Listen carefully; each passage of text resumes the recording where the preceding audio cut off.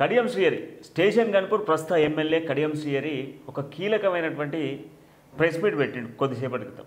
అయితే ఈ ప్రెస్ మీట్లో ప్రధానంగా ఆయన రాజీనామా అంశమో లేదనుకుంటే పార్టీ మార్పుకు సంబంధించినటువంటి అంశమో లేదు అనుకుంటే స్టేషన్ గన్పూర్ నియోజకవర్గం నుంచి చాలామంది ఏది స్టేషన్ గన్పూర్ నియోజకవర్గ ఓటర్లు ఈ మధ్యకాలంలో లేటెస్ట్గా నిన్న ఆయనకు లెటర్లు పంపించారు.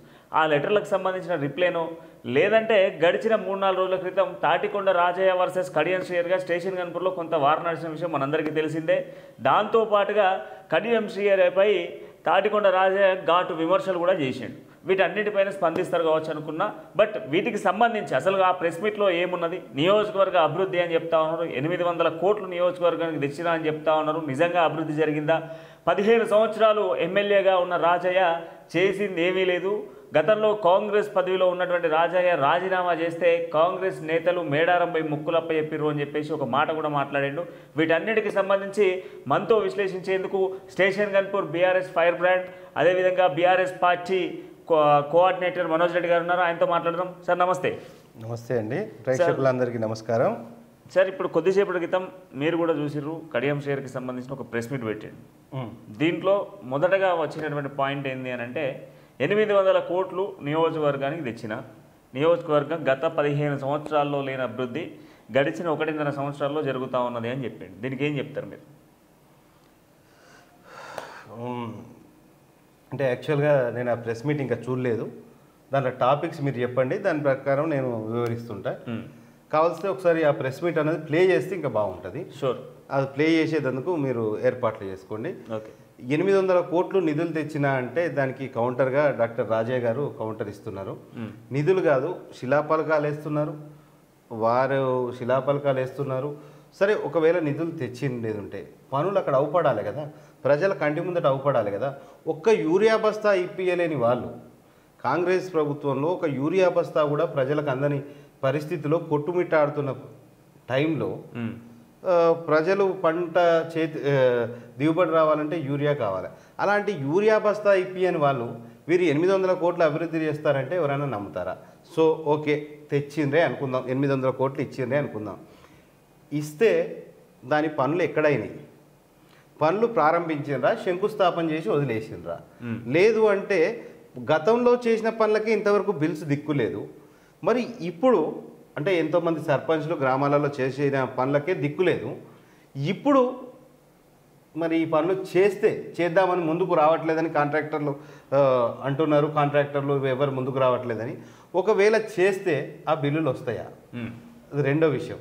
ప్లస్ ఇంకో మూడో విషయం ఏంటంటే, ఎందుకోసం 800 కోట్ల నిధులు కాదు, కడియం శ్రీహరి గారు రాజీనామా చేయాలని ఈరోజు ఎన్నో ధర్నాలు, పోస్ట్ కార్డ్ తోటి పోస్ట్ దాంతో పంపించడం జరుగుతుంది. ఇక ఈ పోస్టల్ ద్వారా ఇట్లా జనాలు పోస్ట్ ద్వారా పంపిస్తున్నారు. ఇంకా ఎన్నో విధాలుగా పంపిస్తున్నారు, పోస్టర్లు అతికిస్తున్నారు, నానా హంగామా చేస్తున్నారు. ప్రతి ఒక్కరు రాజీనామా చేయాలంటున్నారు. మీరు రాజీనామా చేసేది ఉంటే మన నియోజకవర్గం కూడా గన్పూర్ నియోజకవర్గ ప్రజల తరఫు నుంచి మేము రిక్వెస్ట్ చేసేది ఏంటంటే, సార్ అభివృద్ధి చేస్తాం కాదు, మీరు రాజీనామా చేస్తా అని చెప్పండి. అభివృద్ధి దానంతలు అదే అవుతుంది. ఎందుకంటే ఒక మునుగోడు హుజురాబాద్ ఈ నియోజకవర్గంలో అభివృద్ధి ఎట్లయింది? రాజీనామా చేసినప్పుడు అయింది అన్నట్టు అభివృద్ధి. రాజీనామా చేస్తామని చెప్తే పనులు వస్తాయి అన్నట్టు. మీరు రాజీనామా చేస్తామని చెప్పండి, మీరు ఇక చేయనవసరం లేదు. అంటే మీరు పదవులు ఉన్నదానికంటే ఎక్కువ అభివృద్ధి అప్పుడు అవుతుంది. కొన్ని 100 కోట్లు 1000 కోట్లు వస్తుంది. సరే, ఎన్ని కోట్లు మీరు తెచ్చినా, 10,000 కోట్ల అభివృద్ధి పనులు తెచ్చినా అక్కడ ప్రజలు మీకు ఎలాంటి తీర్పు ఇవ్వాలో అదే తీర్పిస్తారు. దాన్ని మనం రాబోయే రోజులలో చూడొచ్చు. ఎందుకంటే మీరు చేస్తున్న ట్రాక్ రికార్డ్ అట్లాంటిది, మీరు చేస్తున్న పనులు అట్లాంటివి. మీరు ఒక్కసారి ఏంటంటే, మీరు మాట్లాడిన వీడియో, ఇలా ప్రెస్ మీట్ వీడియో అన్నది ఏదో ఒక ఛానల్లో వచ్చి ఉంటుంది కదా, అది ప్లే చేసినప్పుడు ఏంటంటే దాని మీద మనం విశ్లేషణ చేద్దాం. అందుకన్నా ముందు ఆయన మాట్లాడిన మాటలలో కొన్ని కీలకమైనటువంటి పదాలను కూడా మీకు వినిపించే ప్రయత్నం చేస్తాను. పీలిచి నన్ను డిప్యూటీ సీఎం చేశారు. నేను పోయి అడుక్కొని లాబింగ్ చేసుకుని డిప్యూటీ సీఎం ఇయ్యలేడా? నన్ను పిలిచి ఢిల్లీ నుంచి రమ్మని నీ అనుభవం మాకు అవసరము, నీ తెలివితేటలు మాకు అవసరము, నువ్వు రా ఢిల్లీ నుంచి అని చెప్పి పిలిచి నన్ను డిప్యూటీ సీఎం చేశారే తప్ప నేను ఎవరి దగ్గరికి వెళ్ళి దీనికి ఏం చెప్తారు మీరు? ఆయన ఎక్కడికి వెళ్ళి డిప్యూటీ సీఎం పదవి అడుక్కోలేదు, పిలిచి ఇచ్చారు అని చెప్పేసి కూడా పిలిచి డిప్యూటీ సీఎం ఇచ్చారు, పిలిచి డిప్యూటీ సీఎం ఇచ్చారు అంటారు. పిలిచి డిప్యూటీ సీఎం ఇచ్చారంటే రాష్ట్రంలో ఇంకెవరు లేరా? ఎవరు లేరా? ఒక దళితుడిని అయినటువంటి రాజయ్య గారిని తీసేసినప్పుడు ఇంకో దళితుడిని పెట్టాలన్నది మొదటిది. ఒకటి ఏదో నేను సూటిగా చెప్తున్నా. కాబట్టి ఎవరున్నారు అక్కడ? ఏ నియోజకవర్గంలో అయితే డిస్టర్బెన్స్ రాకూడదో అదే నియోజకవర్గంలో వ్యక్తిని పెట్టాలనుకున్నది ఇది. ప్లస్ రాజయ్య గారు ఎన్నోసార్లు విమర్శించారు ఏంటంటే నా డిప్యూటీ సీఎం పదవి నువ్వు లాగేసుకున్నావు అని. అంటే బ్లాక్ మెయిల్. ఇప్పుడు ఎన్నో ఒప్పందాలు ఉంటాయండి, ఇవన్నీ బూడిపోటాని ఒప్పందాలు ఉంటాయి. పిలిచి ఎవరు ఇయ్యరు. ఎన్టీ రామారావు గారు మిమ్మల్ని రాజకీయ నాయకునిగా చేశారు. ఎన్టీ రామారావు గారు రాజకీయ నాయకుని చేస్తే మీరు చంద్రబాబు దగ్గరికి పోయారు. చంద్రబాబు దగ్గరికి పోయి అప్పుడు ఎవరు పిలిచి, చంద్రబాబు పిలిచినట్టు పిలుస్తాడు, అవకాశం కోసం పిలుస్తారు, వెన్నుపోటు కొడతామని పిలుస్తారు. అప్పుడు ఏమైంది? ఎన్టీ రామారావు గారికి వెన్నుపోటు పడిచి చంద్రబాబు సంతన చేరారు. కాబట్టి చంద్రబాబు గారు మీకు మంత్రి పదవి ఇవ్వడం జరిగింది. ఇటు ఎన్టీ రామారావు గారి పీరియడ్లో మంత్రి పదవి, అటు చంద్రబాబు గారి పీరియడ్లో మంత్రి పదవి. తీరా మీరు ఇంకా మీరు వినిపిస్తాం. రాష్ట్రంలో నూతనంగా ఏర్పడిన కాంగ్రెస్ ప్రభుత్వంతో కలిసి పనిచేయడం ద్వారా నియోజకవర్గాన్ని అభివృద్ధి చేసుకోవచ్చు, ప్రజలకిచ్చిన మాటలు నిలబెట్టుకోవచ్చు. గత 15 సంవత్సరాలుగా జరిగిన నష్టాన్ని కొంతైనా మనము రెక్టిఫై చేయడానికి అవకాశం ఉంటుందని ఆలోచించి నేను దాదాపుగా సంవత్సరం నుండి కాంగ్రెస్ ప్రభుత్వంతో కలిసి పనిచేస్తున్నాను. ఇప్పుడు కలిసి పని చేస్తున్నాను అన్నారు అంటే కాంగ్రెస్ ప్రభుత్వంలో ఉన్నారా, బీఆర్ఎస్ పార్టీకి రాజీనామా చేశారా అంటే ఈ చమత్కారం అన్నట్టు. ఈ చమత్కారం రాజకీయ అనుభవాన్ని రంగరించి అందరికీ ముద్దలా తెలిపి ఎవరికి తినిపిస్తున్నారండి? ఇవాళ ప్రతి ఒక్కరు తెలివి కల్లోలే సార్ ఇవాళ ప్రతి ఒక్కరు తెలివి కల్లోలే. ఎందుకంటే మీరు కాంగ్రెస్లో ఉన్నారా, బీఆర్ఎస్లో ఉన్నారా? అంటే మీరు ఏం చెప్తున్నారంటే మీరందరూ ప్రజలందరూ గమనించండి. అంటే అపోజిషన్ పార్టీలో ఉంటే అభివృద్ధి జరగదా? వీరు ఎలా గెలిచి అందరు అట్లనే కదా గెలిచింది. కాంగ్రెస్ వాళ్ళు ఎట్లా గెలిచిండ్రో బీఆర్ఎస్ పార్టీ వాళ్ళు అట్లనే గెలిచిండ్రు. నియోజకవర్గాలు అన్నీ అభివృద్ధి చెందాలి. ఎందుకంటే నీ పరిపాలనలో ప్రతి ఒక్క నియోజకవర్గం అలానే అభివృద్ధి చెందాలి. ముఖ్యమంత్రి గారు కాంగ్రెస్ పార్టీలు అంటే ఓన్లీ కాంగ్రెస్ పార్టీ దిక్కుంటేనే అభివృద్ధి అవుతుంది అన్నట్టు వీరు చెప్పిండ్రు. వీరి స్టేట్మెంట్ ఇన్ని ఏళ్ళ రాజకీయ అనుభవంలో మీ స్టేట్మెంట్ ఏంది? వీరి స్టేట్మెంటు అంటే రూలింగ్ పార్టీకి పోతేనే అభివృద్ధి, ఇక అపోజిషన్లో ఉంటే అభివృద్ధి ఉండదు అంటే ఏంది పరిస్థితి ఏందండి? ఇక చూసినరా జనాలు చూసినరా అపోజిషన్ నాయకులది కొంచెం అభివృద్ధి తక్కువ ఉన్నా కూడా వారిని మన్నించాలి. ఎందుకంటే వీరు చెప్పారు కదా ఆ రూలింగ్ పార్టీకి పోతేనే నిధులు వస్తాయి, రూలింగ్ పార్టీకి పోతేనే పనులు చేస్తారు. ఆ రూలింగ్ పార్టీ అంటే మిగతా వాళ్ళంతా ఇక అది పాపం చేసుకున్నట్టు. ఆ ప్రజలు ఓట్లేసి ఎవరు మంచి నాయకుడు ఉంటారో వారిని గెలిపించుకుంటారు. అది ప్రజా తీర్పు. మీరు ప్రజా తీర్పుని ఎట్లా ధిక్కరిస్తారండి? వీరు గవర్నమెంట్ వీళ్ళకు ప్రతి ఒక్క ఎమ్మెల్యేకు ఈక్వల్గా డిస్ట్రిబ్యూట్ చేయాలి నిధులు, రాష్ట్రాన్ని సముష్టిగా డెవలప్ చేయాలి. మా ప్రభుత్వంలో కూడా మేము చాలాసార్లు అన్నాం ఓన్లీ సిద్దిపేట డెవలప్ అవుతుందంటే మా నియోజకవర్గం ఎందుకు అవుతలేదని కొట్లాడినాం. వీరికి ఆ దమ్ము లేదా? వీరు ఇంకా మంత్రిగా ఎమ్మెల్యేగా ఉన్నారు, మేము ఎమ్మెల్యే లేము ఏం లేము. రూలింగ్ గవర్నమెంట్లో బీఆర్ఎస్ ప్రభుత్వంలో సిరిసిల్ల పోయి చూసి వచ్చినాం, వీడియోలు పెట్టినాం, సిద్దిపేట పోయినాం, గజ్వేలు పోయినాం, అవన్నీ అభివృద్ధి అవుతున్నాయి. మా నియోజకవర్గం ఎందుకు అభివృద్ధి అవుతలేదు అని చెప్పి మేము జనగాం గురించి అడిగినాం, స్టేషన్ గన్పూర్ గురించి అడిగినాం, మా జిల్లా గురించి అడిగినాం, ప్రశ్నించినాం. వీరు ఎందుకు ప్రశ్నించలేదండి?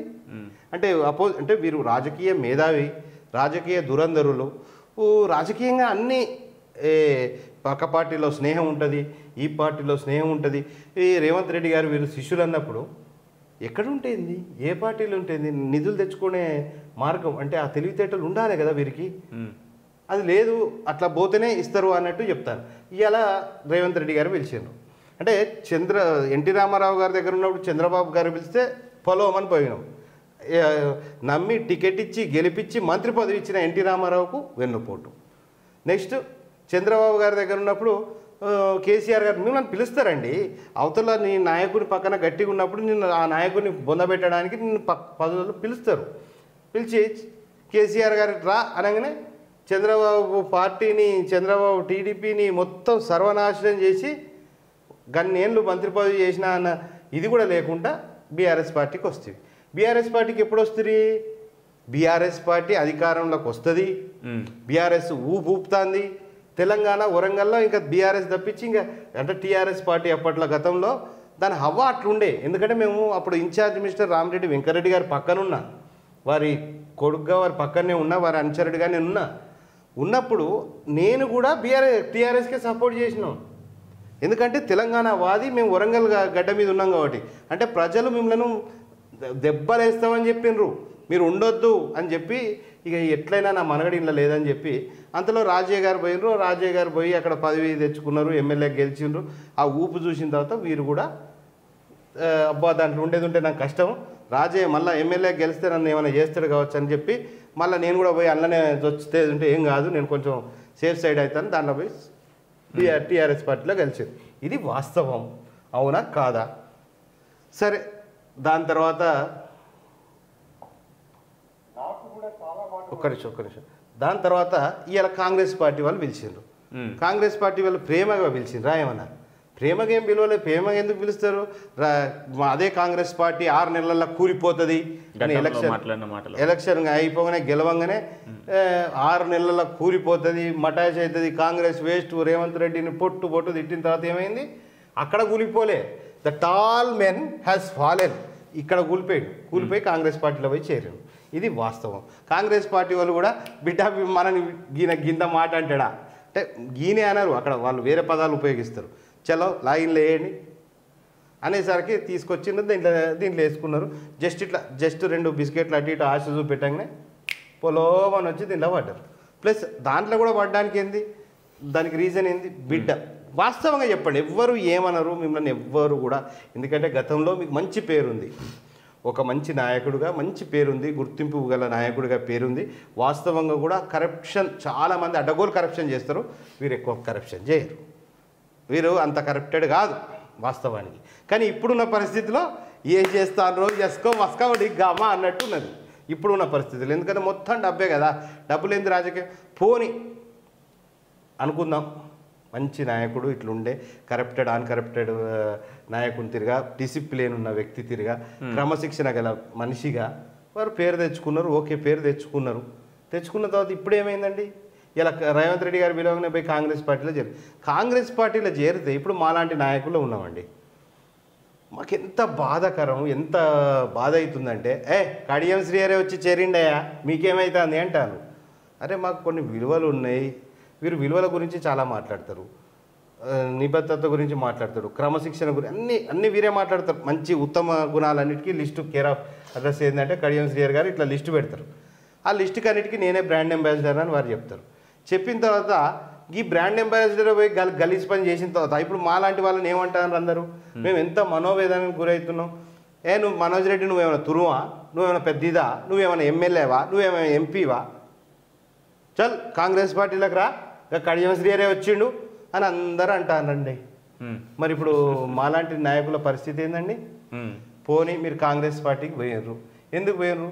మీ వెనక మేము తిరిగి మీకు ఓట్లేసి మిమ్మల్ని గెలిపించి భుజాన మోసి మిమ్మలను బీఆర్ఎస్ కండువాను జెండాను మోసి బీఆర్ఎస్ని మేము గెలిపించుకున్న తర్వాత మరి మా ఎమ్మెల్యే అయితే మనం గెలిపించుకున్నామని సంతోషంలో మేము డ్యాన్సులు చేసినాం, ఎగిరినాం, దునికినాం, అన్నీ చేసినాక కేవలం నీ బిడ్డ భవిష్యత్తు కోసం ఈరోజు మాలాంటి ఎంతోమంది బిడ్డలను అన్యాయం చేసిపోయింది కాదా అండి? అది వాస్తవం కాదా? ఇప్పుడు మాలాంటి కార్యకర్తలు ఎటు పోవాలండి? ఎటు పోవాలి? ఒక క్రమశిక్షణ, ఒక డిసిప్లిను, ఇవన్నీ మాకున్న లక్షణాలు, మరి మేము ఎటు పోవాలండి? మాకు కూడా కాంగ్రెస్ పార్టీలో చాలామంది తెలిసిన వాళ్ళు ఉన్నారు. మాకెంత దగ్గర మంత్రి గారు, సాక్షాత్తు మంత్రి గారే మాకు బాగా దగ్గర. మా ఇంటికి వచ్చిండ్రు, మా ఊరికి వచ్చిండ్రు, మా గుడికి 8 లక్షలు ఇచ్చిండ్రు, చాలా దగ్గర. వారు మురళన్న గారు, కొండ మురళి గారు ఎన్నోసార్లు మాకు చెప్పారు, రా కాంగ్రెస్ పార్టీలకు రా, ఇంత మంచి పదవి ఇస్తాం, ఆ పదవి. మేము కడియం శ్రీహరి లెక్క పోలేదు కదండి, వీరు జంపు చేసినట్టు మేము పోలేదు కదా. మరి మా భవిష్యత్ అంతా అంధకారమే కదా. సరే వారిని వదిలిపెట్టండి. నా హన్మకొండ నాయన రాజేంద్ర రెడ్డి గారు ఉన్నారు, వారు మా బ్రదరు వారంటే నాకు చాలా ఇష్టము, ప్లస్ వారు ఎన్నోసార్లు అన్నారు ఇక ఈ పార్టీకి రా. నేను పోలేదు కదా, మా అన్నకు ఒకటే చెప్పిన, ఏది నాయన రాజేందర్, ఇంత నిబద్ధతగా ఇన్ని సంవత్సరాలు క్రమశిక్షణ గల కార్యకర్తల నువ్వు పార్టీ కండువా మారవలేదన్న ఏ రోజు. నీతిగా నేను ఉండాలంటే నేను ఇక్కడ మారవద్దు కదన్న, ఇట్లా నిజాయితీగా ఉండాలి కదన్న, నిన్ను చూసి ఆదర్శంగా తీసుకొని నేను ఈ పార్టీలోనే ఉంటా అని చెప్పిన. సరే, ఇక ఇంకా ఇంకేందో పిసిసి అధ్యక్షులు గారు ఉన్నారు.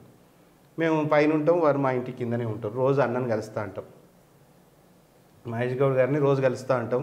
రోజు మరి మేము పోవాలంటే మాకున్న పరిచయాలతోటి దామోదర్ రెడ్డి గారు తెలిసినే ఉండే, రామరెడ్డి వెంకరెడ్డి గారు తెలిసినే ఉండే, కోమటిరెడ్డి గారు తెలిసే.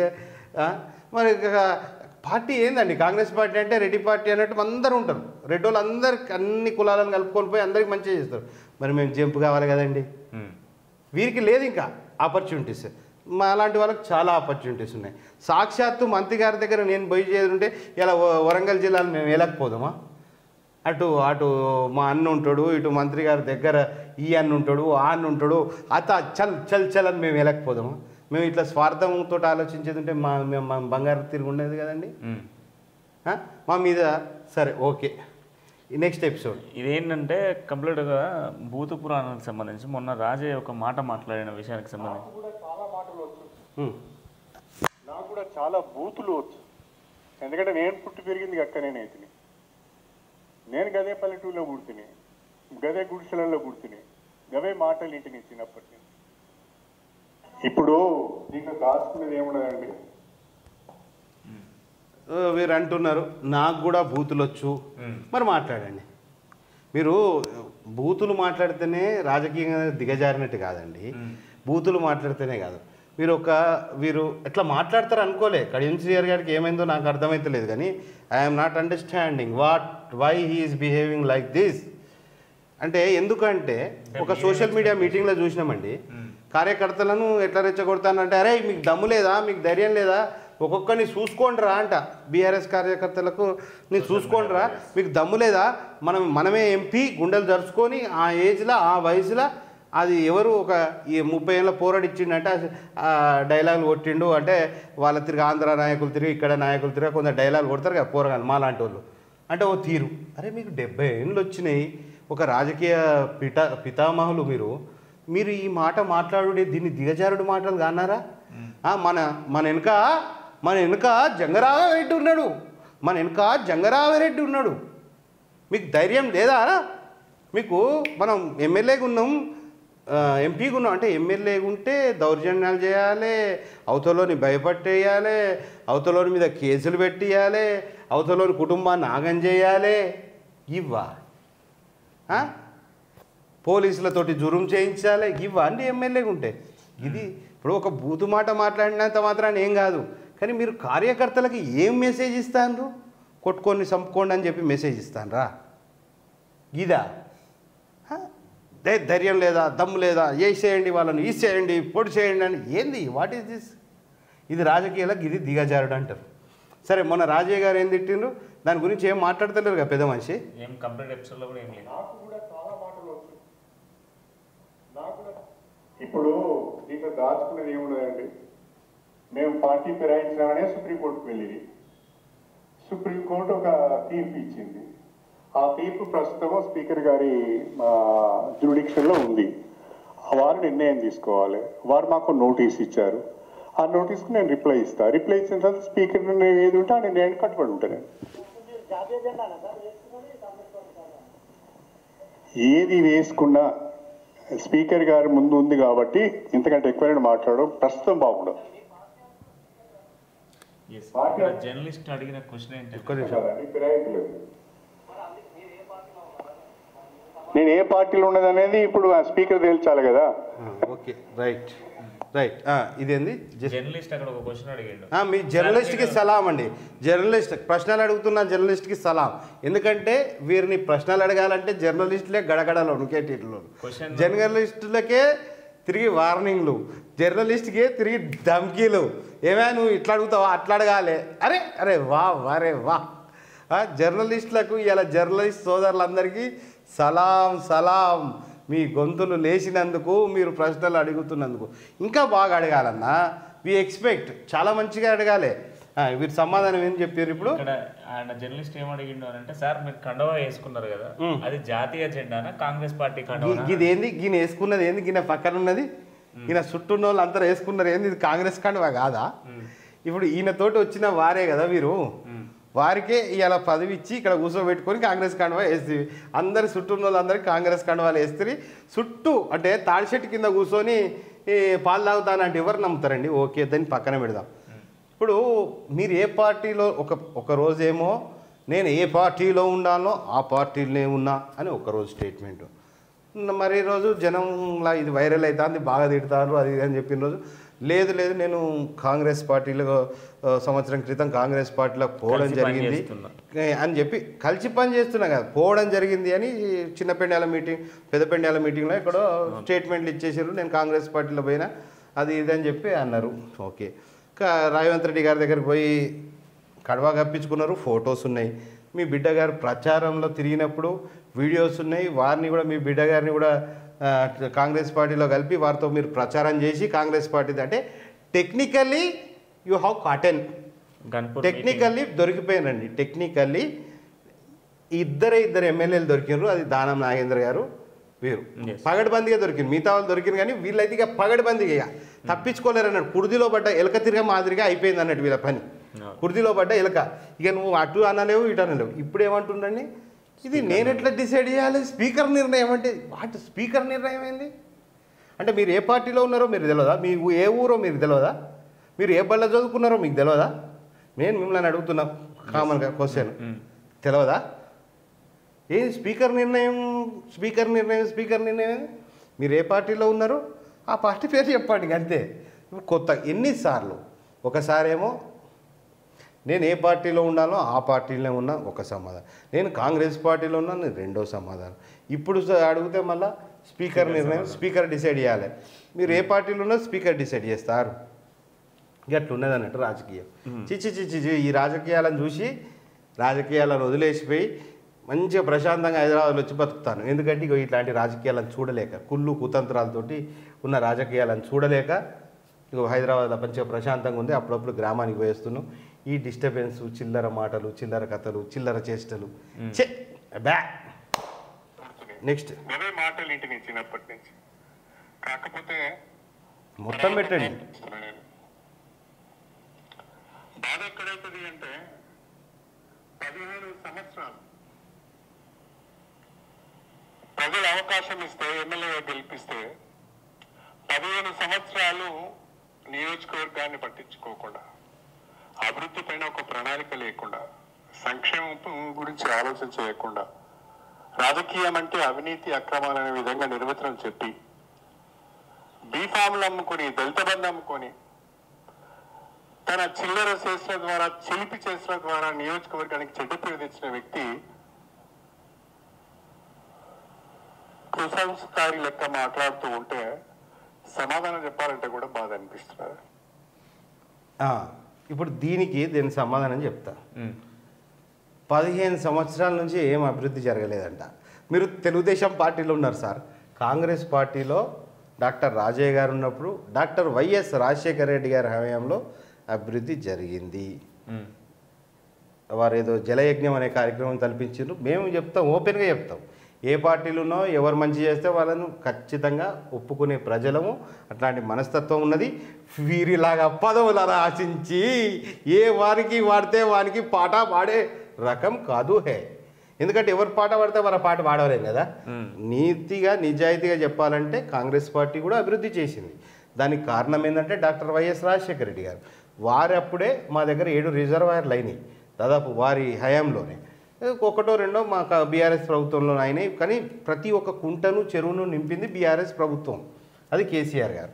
ఒక మంచి సంకల్పం, రైతులకు ఏదో చేయాలన్న ఆలోచన డాక్టర్ వైఎస్ రాజశేఖర రెడ్డి గారికి ఉన్నది. వ్యవసాయం దండగా అన్న మనిషి చంద్రబాబు నాయుడు గారు, వారి శిష్యుడు వీరు. ఓకేనా, రాజశేఖర రెడ్డి గారు చేసినారు, ఒప్పుకుంటాం. అదేవిధంగా కేసీఆర్ గారు రైతులకు వెన్నుముక్క అయిపోయారు. దేశానికి రైతు వెన్నుముక్క అయితే ఆ రైతుకే వెన్నుముక్క కేసీఆర్ గారే. ప్రతి ఒక్క కుంటను చెరువును నింపడానికి వారు ప్రయత్నం చేశారు. ఓకేనండి, అంటే ఇవన్నీ ఎవరి హయాంలో అయినాయండి? గిన్ని రిజర్వాయర్లు స్టేషన్ కనుపూర్లో అయితే దాంట్లో ఒక్క రిజర్వాయర్ అన్న మీరు చేసినరా? ఒక్క రిజర్వాయర్ ఒక్కటి ఒక్క రిజర్వాయర్ కూడా వీరు చేయలే. మరి ఇది అభివృద్ధి అయినట్టా కాదా?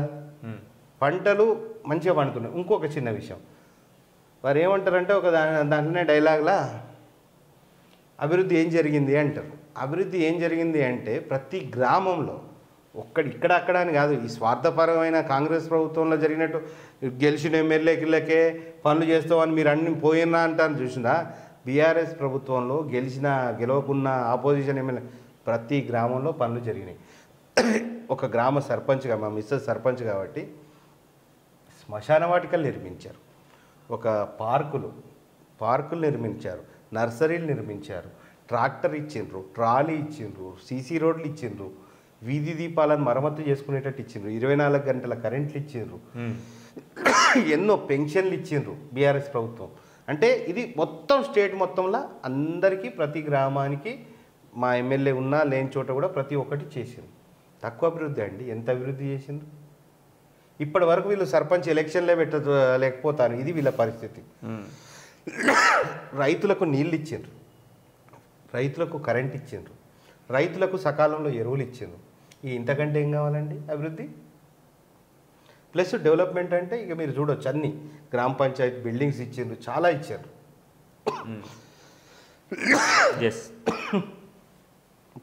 మీరు మాట్లాడండి. ఈ కీలకమైనటువంటి మీటింగ్స్లలో అసలు నిజంగా మాట్లాడతారు కావచ్చు అనుకున్నాను నేను కూడా. నిన్న జరిగినటువంటి అంశాలకు సంబంధించి, పోస్టర్లకు సంబంధించినటువంటి అంశాలపైన కానీ లేదంటే ఇంకా ఇతరత్ర అంశాలకు సంబంధించి మాట్లాడతారు అని నేను భావించినాం. బట్ ఏది స్పందించలేదు. జస్ట్ మనము నిన్న సంబంధించినటువంటి లేఖలలో 1 కాదు 2 కాదు, దాదాపు స్టేషన్ గన్పూర్ నియోజకవర్గం నుంచి కొన్ని వందల లేఖలు ఈ యొక్క ఎవరికి కడియం శ్రీహరి గారికి వెళ్తూ ఉన్నాయి, పోస్టల్ కార్డ్స్. వీటికి సంబంధించినటువంటి స్పందన ఏది అని చెప్పేసి కూడా చాలామంది అడుగుతూ ఉన్నారు, అయినా కూడా రాలేదు. బట్ ఇందులో ఆయన మాట్లాడిన దాంట్లో ఇప్పుడు ఏంది, కేవలం 800 కోట్ల రూపాయలు నియోజకవర్గానికి వచ్చినాయి. 800 కోట్ల రూపాయలు స్టేషన్ గన్పూర్కి తెచ్చినాం, స్టేషన్ గన్పూర్కి 800 కోట్ల రూపాయలు వచ్చినాయి. ఈ 800 కోట్ల రూపాయలతోనే దాదాపు అభివృద్ధి చేస్తూ ఉన్నాం. గత 15 సంవత్సరాలలో తాటికొండ రాజయ్య చేయని అభివృద్ధిని మేము చేసి చూపిస్తున్నాం అని చెప్పేసినటువంటి మాటలు మాట్లాడుతూ ఉన్నారు. కేవలం కలిసి పనిచేస్తున్నా అంటూ కూడా మాట్లాడుతున్నటువంటి మాటలు కనబడతా ఉన్నాయి. కొన్ని కలిసి పని చేస్తున్నారంటే గెలిచిన ఎమ్మెల్యేలందరూ కలిసి పని చేస్తున్నట్టే అండి. వారందరూ అసెంబ్లీలో కూర్చునే వాళ్ళే, అందరూ గవర్నమెంట్లో భాగస్వాములే. అర్థమైందండి? ఇది ఒకటి. ఇంకా మొత్తం వినిపియండి, ఇంకా చాలా ఉందంటే మ్యాటరు సార్ గురించి అన్నీ. ఎందుకంటే ప్రజలు వీరంతా చాణక్య తెలివితేటలు అనుకుంటారు. సమాధానం చెప్తాం. ఎస్ ఈ వర్క్ నువ్వు తెచ్చినావనో ఇది తెలియదు, నువ్వు తప్పు మాట్లాడుతున్నావు అంటే సమాధానం చెప్తావు. లేదు నువ్వు ఈ హామీ ఇచ్చినావు, నువ్వు ఈ హామీ నిలబెట్టుకోలేదు అని అంటే దానికి మనం సమాధానం చెప్తాం. అలా కాకుండా ఇష్టం వచ్చిన రీతిలో మీరు మాట్లాడారు ఇంతకుముందు చెప్పినట్టుగా. ఈ వర్క్ తెచ్చిన కామ్గున్న ప్రజలను, కామ్గున్న బీఆర్ఎస్ కార్యకర్తలను రెచ్చగొట్టింది మీరు కాదా సార్? మీరే కదా రెచ్చగొట్టింది, మీరే కదా మీ కార్యకర్తను ఉసగొలిపింది, మీరే కదా జంగారామరెడ్డి ఉన్నదన్నది, మీరే కదా మనం ఎమ్మెల్యే, మనం ఎంపీ, మనం చేసిందే నడుస్తుంది, మనం ఎవరు ఆపేది అన్నట్టు ప్రవర్తించింది మీరు కదా రెచ్చగొట్టింది. ఒకటి ప్రయత్నం చేస్తున్నారు. ఇది రాజకీయాలకు మంచిది కాదు. వ్యక్తిగత దూషణలు రాజకీయాలలో పనికి రావు, దయచేసి గమనించాలి. వ్యక్తిగత దూషణలు రాజకీయంలో మంచిది కాదన్నారు. వ్యక్తిగతంగానే కదా రాజయ్య గారిని భూస్థాపితం చేసింది, వ్యక్తిగతంగానే కదా వారి డిప్యూటీ సీఎం పదవిని వారికి కాకుండా చేసింది, వ్యక్తిగతంగానే కదా వారి ఎమ్మెల్యే పదవిని లాక్కున్నది. ఈ సెకండరీ విషయాలు అన్నట్టు వాళ్ళు అంటారండి. కడియం శ్రీహరి వర్గీయులు అంటారు, రాసలీల రాజయ్య అంటారు. మరి రాజయ్య వర్గం ఏమంటారు, కామాంధుడు కడియం అని. మొన్న రాజయ్య వర్గం ఇది సోషల్ మీడియా గ్రూపులలో రచ్చ. అంటే ఆ కాన్స్టిట్యున్సీ ప్రజలమని చెప్పుకోవడానికే సిగ్గుపడాల్సి వస్తుంది. ఆ కాన్స్టిట్యున్సీ మీది ఎక్కడ అంటే స్టేషన్ గన్పూర్ కాన్స్టిట్యున్సీ అంటే అదా, ఈయనేమో రాసలీలలు అంటాడు, ఆయనేమో కామాంధుడు అంటాడు. ఏందే మీ కాన్స్టిట్యున్సీ అంటారు. మేము ఇద్దరి దగ్గర పని చేస్తాము, ఇద్దరు బీఆర్ఎస్లే ఉండిరి, అందరి దగ్గర పని చేస్తాం కదా. మరి మాకు ఎంత సిగ్గుచేటు, ఎంత ఇదవుతుందండి. పోనీ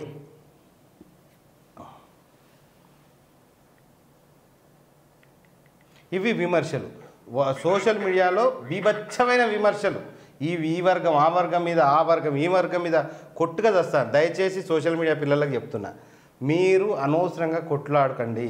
ఒక నాయకుని గురించి రెచ్చిపోయి కొట్లాడితే ఇక నా మీద కేసులు పెట్టినట్టు మీ మీద కూడా కేసులు పెడతారు. అయినప్పటికీ ఏంటంటే ఇప్పుడు కొట్లాడితే వదిలేయాలి అంతే. మేము ఎమ్మెల్యేగా ఉన్నాం, మేము ఎంపీగా ఉన్నాం, మనం కేసులు పెడతాం. కేసులు పెట్టకుండా మీరు సపరేట్గా ఉండండి. ఒక రైతు మీద పెడతారు, ఒక ఎస్సీ అబ్బాయి మీద పెడతారు, ఓ మనోజ్ రెడ్డి లాంటి నాయకుని మీద పెడతారు. ఈ ఎక్కడి నుంచో వ్యక్తిగతమైన విషయాలన్నింటినీ తోర్చు జేసీబీ తవ్వినట్టు తవ్వి 5-6 సంవత్సరాల విషయాలు తవ్వి మీరు ఫాల్తు కేసు పెట్టియలేదా, ఫేక్ కేసు పెట్టియలేదా? ఇది వాస్తవం కాదా? మీ బిడ్డల మీద, మనవరాల మీద, మీ కార్యకర్తలు కూడా ఏ కేసులు పెట్టినా ఎదవలందరూ కూడా ఈ ఫేక్ కేసు కాదని చెప్పి ప్రమాణం చేయండి. ఈ కేసుకు మీ వెనక మీ ప్రోద్బలం లేదని చెప్పి ప్రమాణం చేయండి. నేను ఎవరినో చంపుతానంట, వాళ్ళతో పోయి కేసు పెట్టిస్తారు. ఇవన్నీ బుగుల వెంకటేశ్వర స్వామి మీద ప్రమాణం చేయాలి, వాళ్ళ బిడ్డల మీద, కొడుకుల మీద ప్రమాణం చేసి చెప్పాలండి. నీతి నిజాయితీ ధర్మం ఉన్నది కదా, చెప్పండి. మరి సొక్కం పూస మాటలు చేసేయన్నీ ఏదో ప్రీతి గత పనులు అంటారు చూసిందా, ఇట్లాంటి పనులు. మీడియా ముందడికి రాగానే నిజాయితీ పరులం, నీతిమంతులం ఇవ్వా. మీరు పెట్టే కేసులన్నీ దొంగ కేసులు కాదా? ఎవరి మీద పెడతాను? పోనీ మీతో వచ్చిన నాయకులంతా గొప్ప నాయకులా? ఎవడన్నా పదవిలో ఆశపడి వచ్చినోడు. మీరు కనుక కాంగ్రెస్ పార్టీకి ఎందుకు పోయినరు? మీరు కాంగ్రెస్ పార్టీకి ఎందుకు పోయినండి? బిడ్డ భవిష్యత్తు కోసం, పదవి కోసం. ఇక దీంట్లో ఏమైనా తప్పులు చేస్తే నన్ను ఆడుకుంటారు కావచ్చు కాంగ్రెస్ పార్టీ అని చెప్పి అవన్నీ దాంట్లోకి పోతే అన్నీ కామన్ అవుతాయి కదా, అట్లాంటి వాళ్ళు పోతారు. నేను ఇదివరకే చెప్పిన, ఇసుక దందా చేసిన వాళ్ళు, బెల్ట్ షాపులు నడిపించుకునేటోళ్ళు, పైరవులు చేసేటోళ్ళు, చిల్లరగాళ్ళు, బతకడానికి పోయేటోళ్ళు అందరూ దాంట్లోకి పోయినారు. అంతే తప్పించి మాలాంటి వాళ్ళం పోలేదే. పోకుంటే మా మీదనే విమర్శలు. ఏందండి వీరు చేసేది విమర్శలు? ఇట్లాంటివి చేసి బదాన్ చేసి బట్టగాల్చి మీదేసి ఎంతటికి నీచకు పనికైనా దిగజారుడు రాజకీయం అందంటే వీరు చేస్తారు. ఇవాళ రాజయ్య గారిని ఏందండి ఒక మహిళల పేర్లు ఉపయోగించుకొని మహిళలను బయటికి లాగి మహిళలతోటి ఈ కథలన్నీ చేసేది ఎవరండి ఇవన్నీ? ఈ కిష్కిందకాండ వేరే కాన్స్టిట్యున్సీలు అయితానే. పోనీ ఇట్లాంటి వాళ్ళు అందరు సుఖం పూసలా. మొన్న రాజయ్య గారు అన్నారు, ఏమన్నారు? ఇట్లయింది అట్లయిందని చాలా అన్నారు. వాళ్ళ వీడియోస్ చూసినాం కదా, ఈయన చేసే ఘనికార్యాలు, చెప్పు దెబ్బలు తిన్నారు, అది ఇదని అన్నారు. అవన్నీ నిజాలు కావు. అట్లాంటి స్టేట్మెంట్స్ ఇవ్వండి. ఏంది? పోనీ మిగతా ఎమ్మెల్యేలందరూ ఇది ఓన్లీ స్టేషన్ కనుపూర్లోనే ఇట్లాంటివి అన్నీ. ఈ రాసలీలైనా కామాందులైనా అంత స్టేషన్ కనుపూరే. మళ్ళీ ప్రెస్ల ముందడికి వచ్చి మేము ఉత్తమ్ పురుష్ అని చెప్పి జనాల్ని ఇది చేస్తారు. ఎలక్షన్స్, బై ఎలక్షన్స్ వస్తే బాషింగాలు చేసి పడేస్తారు జనాలు. ఇట్లాంటి వాళ్ళందరికీ వీళ్ళు వాళ్ళనే కాదు, నేను ఎవరిని వెనకేసుకొస్తలేనబ్బా, కానీ ఇవి చాలా తప్పు. రాజకీయంలో కొన్ని సెకండరీ విషయాలు ఉంటాయి. రాజకీయంలో మీరు అన్నట్టు కడియం శ్రీ గారు అన్నట్టు పనుల గురించి దీని గురించే మాట్లాడాలి. అంతే తప్పించి ఎటో పోయి డీవియేషన్ పోయి రాజకీయాలలో వ్యక్తిగతంగా పోయి వారి కుటుంబాన్ని విచ్ఛిన్నం చేయాలి, వాళ్ళ మీద కేసులు పెట్టాలి, వాళ్ళని ఎన్కౌంటర్లు చేయాలి, వాళ్ళని చంపియాలి, వాళ్ళని బెదిరియాలి, వాళ్ళని ఏదో ఒక లొంగ తీసుకోవాలి. ఆడవాళ్ళని లొంగ తీసుకున్నట్టు నాయకులను లొంగ తీసుకుంటారు. నాయకులారా, పోయిన నాయకులందరూ గిందుక ఉత్తనే అంటే వాళ్ళు పవిత్రులు. మీ పక్కకు వచ్చిన వాళ్ళందరికీ ఇట్లా భయపడి వచ్చిన వాళ్ళందరూ పవిత్రులు. గట్టు ఉన్నది రాజకీయం.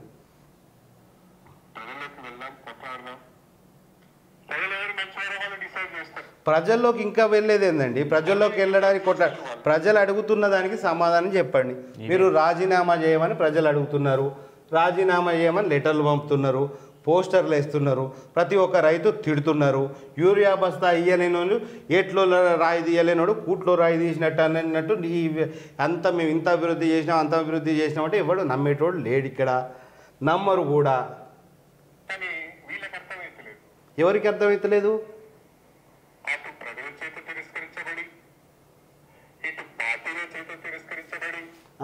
ఎక్కడ వచ్చింది పాయింట్? అందరూ ఇళ్ళ చుట్టూ దొరికి వాళ్ళ కాళ్ళు మొక్కినా వాళ్ళు చేసుకోవడానికి ఇష్టపడిన నాయకత్వం నీది. అది మర్చిపోయి ఇగో అది మర్చిపోయి వారే ఏం మాట్లాడుతున్నారు సారు. ఇది ఎంత ఘోరం అంటే, మనం బస్సులో కూర్చుంటామండి, బస్సులో పాపం బస్సులో పోయి కూర్చోవాలి. కిటికీల నుంచి కూడా ఖర్చీఫ్ వేస్తాడు. ఖర్చీఫ్ వేసిన తర్వాత ఏమవుతుంది? మనం పోయి కూర్చుందాం అనేసరికి అక్కడ ఖర్చీఫ్ ఉంటుంది. మనం ఏం చేస్తాం? వాడు వచ్చి మళ్ళీ ఆ ఖర్చీఫ్ వేసిన వాడు వచ్చి కూర్చుంటాడు కుర్చీలో. అంతేనా కాదా? కూర్చుంటాడా కాదా? అట్లా కూర్చున్నట్టు ఏమైందంటే రాజన్న కాంగ్రెస్ పార్టీలోకి పోదామన్నది వాస్తవమే, వాస్తవాలే. వాళ్ళు పిలిచిండ్రు, కాంగ్రెస్ పార్టీలో కొందరు ఆహ్వానించిండ్రు. సరే ఇక ఎందుకు అన్నట్టు ఆయన పోదామనుకున్నారు, ఓకే అనుకున్నారు, అంతా జరిగింది. కానీ ఇక్కడ పాయింట్ ఏంటంటే నేను రాజన్న గారితో ఉంటా, నేను వారితో ఉండేది కాబట్టి వారికి చెప్పిన. నేను కూడా చాలామంది నాయకులతో ఇప్పుడే చెప్పినా కదా, మాకు చాలామంది నాయకులు తెలిసిన వారు ఉన్నారు. అందరికీ ఫోన్లు చేసి పొంగులేటి శ్రీనివాసరెడ్డి వారికి కూడా, ఎందుకంటే పాలేరు కాన్స్టిట్యున్సీ అంటే మనదే, మా పెద్ద కాన్స్టిట్యున్సీ అది, రామరెడ్డి వెంకరెడ్డి గారు. అక్కడ వారు విత్తనం పెట్టింది కాబట్టి ఇప్పుడు కాంగ్రెస్లో ఆడ ఎవరు పెట్టినా గెలుస్తారు. ఆ కాన్స్టిట్యున్సీ మనిషే కాబట్టి అక్కడ నుంచి వీరి సీటే, అంటే వారి కుటుంబం సీటే వీరు పొంగులేటి శ్రీనివాసరెడ్డి తీసుకున్నారు కాబట్టి మాకు ర్యాపో ఉంటుంది. కాబట్టి అడిగితే ఆల్రెడీ మీ కడియం శ్రీహరికి ఖర్చు చేసిండు అన్నాడు. ఇట్లా రాజన్న మీ పార్టీలోకి వస్తారంట, కాంగ్రెస్ పార్టీలోకి వస్తారంట అని చెప్పి అందరిని అడుగుతా అంటే ఏమన్నాడంటే ఆల్రెడీ ఖర్చు చేసిండు, ఖర్చు డాల్కే రక్కా ఎవో డార్కే డక్కా ముందే ఎలక్షన్స్ ముందే ఒప్పందం అయింది. కావాల్సి అక్కడ ఇప్పుడు ఇంతకుముందు ఆ ప్రెస్ మీట్లో జరుగుతుంది కదా, వెనక శిరీష్ రెడ్డి అనే ఒక అబ్బాయి కూర్చుంటాడు, ఆయనకు ముందే తెలుసు అన్నట్టు. ఎందుకంటే ఆయన నాకు ఫోన్ చేసి ముందే అడిగేది అన్నట్టు, మీ సార్ మా పార్టీలోకి వచ్చి ఎమ్మెల్యేగా పోటీ చేయబోతాడు అని. అప్పటి నుంచే కొంచెం ఉన్నది కాంగ్రెస్ తోటి లింకప్. ఎందుకంటే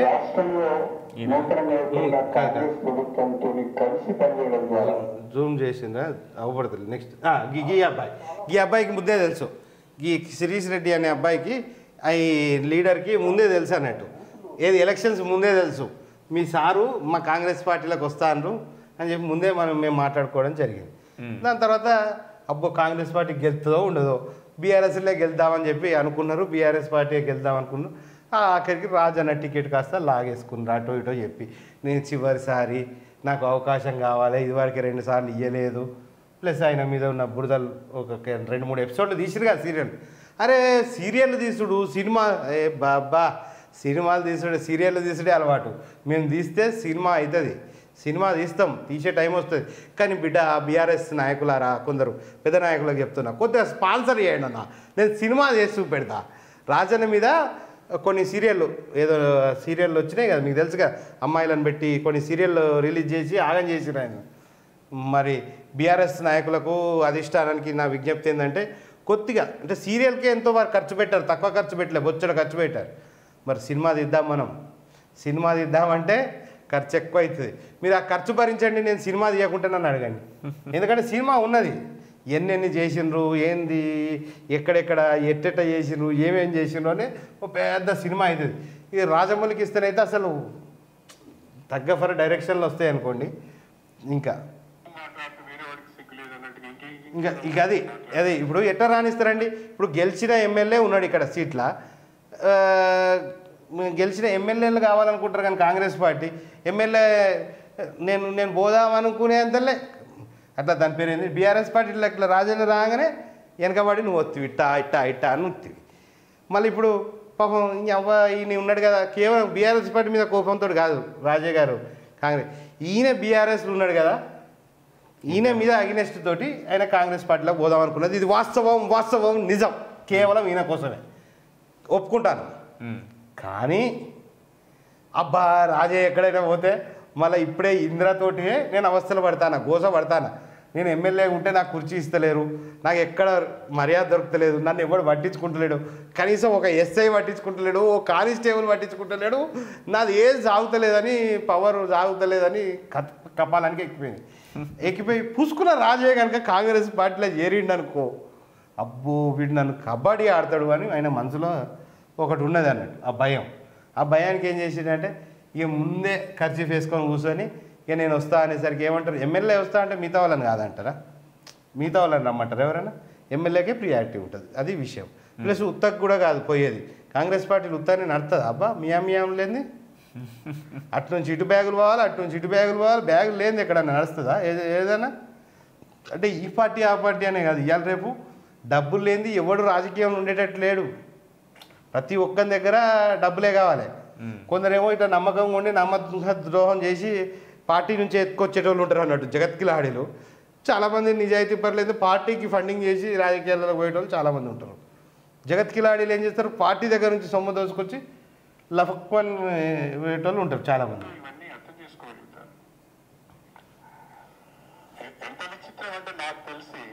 విచిత్రం అంట. ఎవరైనా ఒక పార్టీలో చేరుతాము అంటే ఆహ్వానిస్తారు జనరల్గా. అదే చెప్పినా కదా. ఇక ఎవరైనా ఒక పార్టీలో చేరుతామంటే ఆహ్వానిస్తారు. నువ్వే ముందు పోతాండి ఇంకెట్లా ఆహ్వానిస్తారయ్యా? వాళ్ళే స్వయంగా పిలిచి మీరే దస్తేసుకున్నారు కదా సారు, మీరే దస్తేసుకున్న తర్వాత ఇంకోనికి ఛాన్స్ ఎక్కడిది?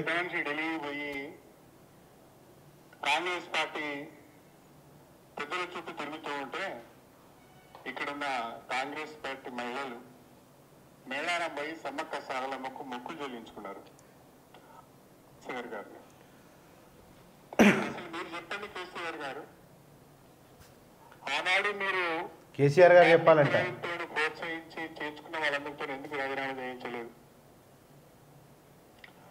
ఆనాడు లేని రాజకీయ విలువలు, ఆనాడు లేని నైతిక విలువలు ఈ రోజు మీకు గుర్తుకొచ్చినాయా? అధికారం కోల్పోయిన తర్వాత గుర్తుకొచ్చినాయా? మీరు చెప్పండి, ఎందుకు ఆ రోజు ఆ రకంగా చేశారు, ఈ రోజు ఈ రకంగా చేశారు? అంటే మీరు చేస్తున్న సంసారం వేరే రోజు చేస్తే వ్యభిచారమా? అంటే ఇప్పుడు మీరు చేసింది సంసారమా వ్యభిచారమా? ఏం చేసినట్టు మీరు? అంటే కేసీఆర్ గారిని అంటారు, వారు పార్టీలో కలుపుకున్నారు, కాంగ్రెస్ పార్టీ వాళ్ళని కలుపుకున్నారు. ఇప్పుడు రాజకీయంలో అవతల పార్టీని ఆగం చేద్దాం అనుకున్నప్పుడు ఏం చేసింది? కేసీఆర్ గారు లాక్కున్న విషయం వాస్తవమే.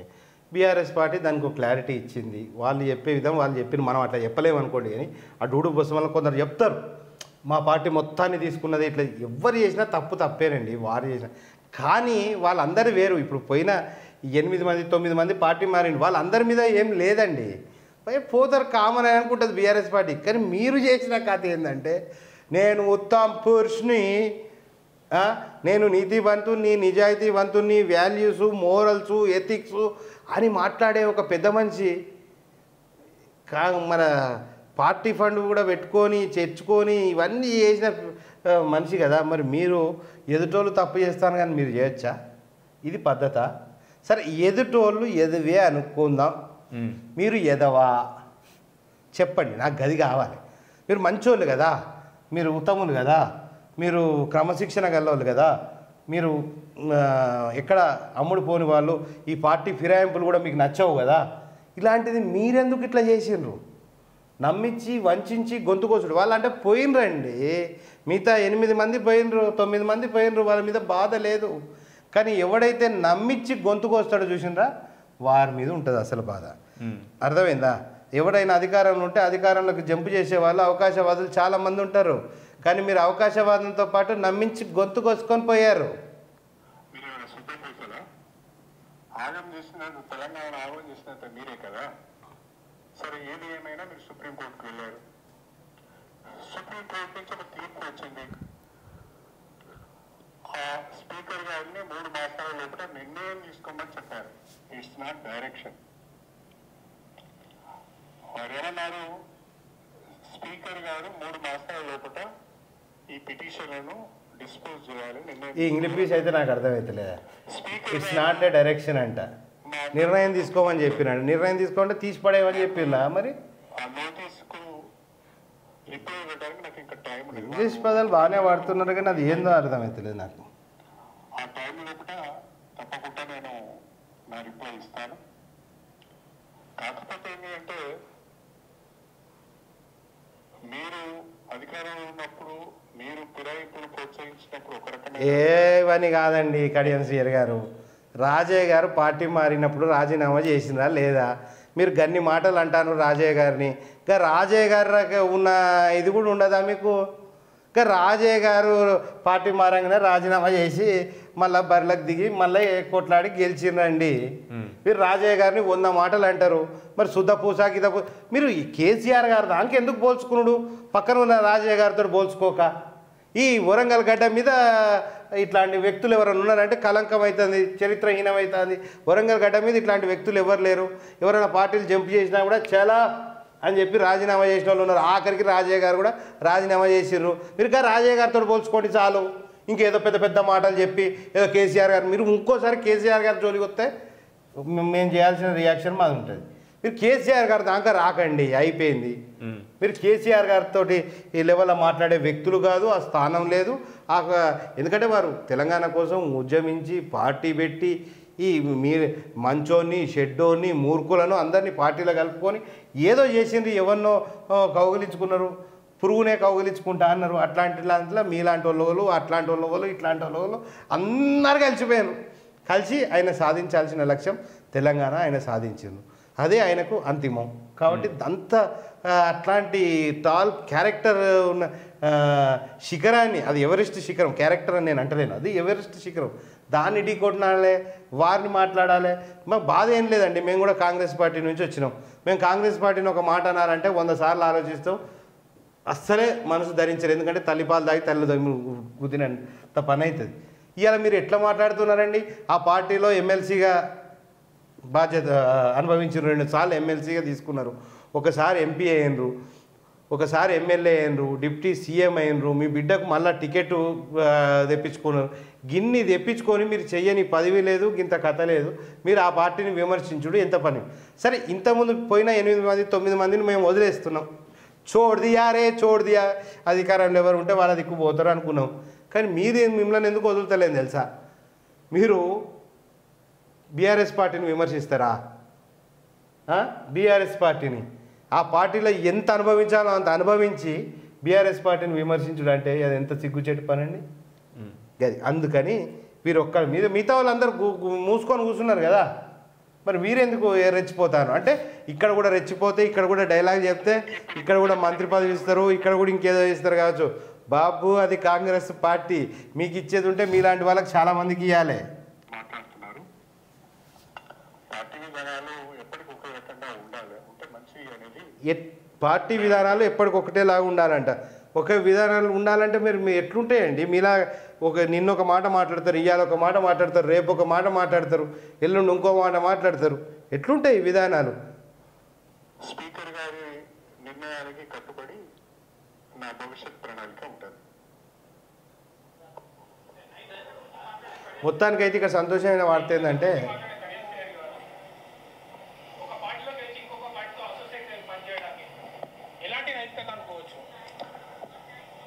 కడియం శ్రీహరి పార్టీ మారిన వాళ్ళలో కడియం శ్రీహరి మొదటివాడు కాదు.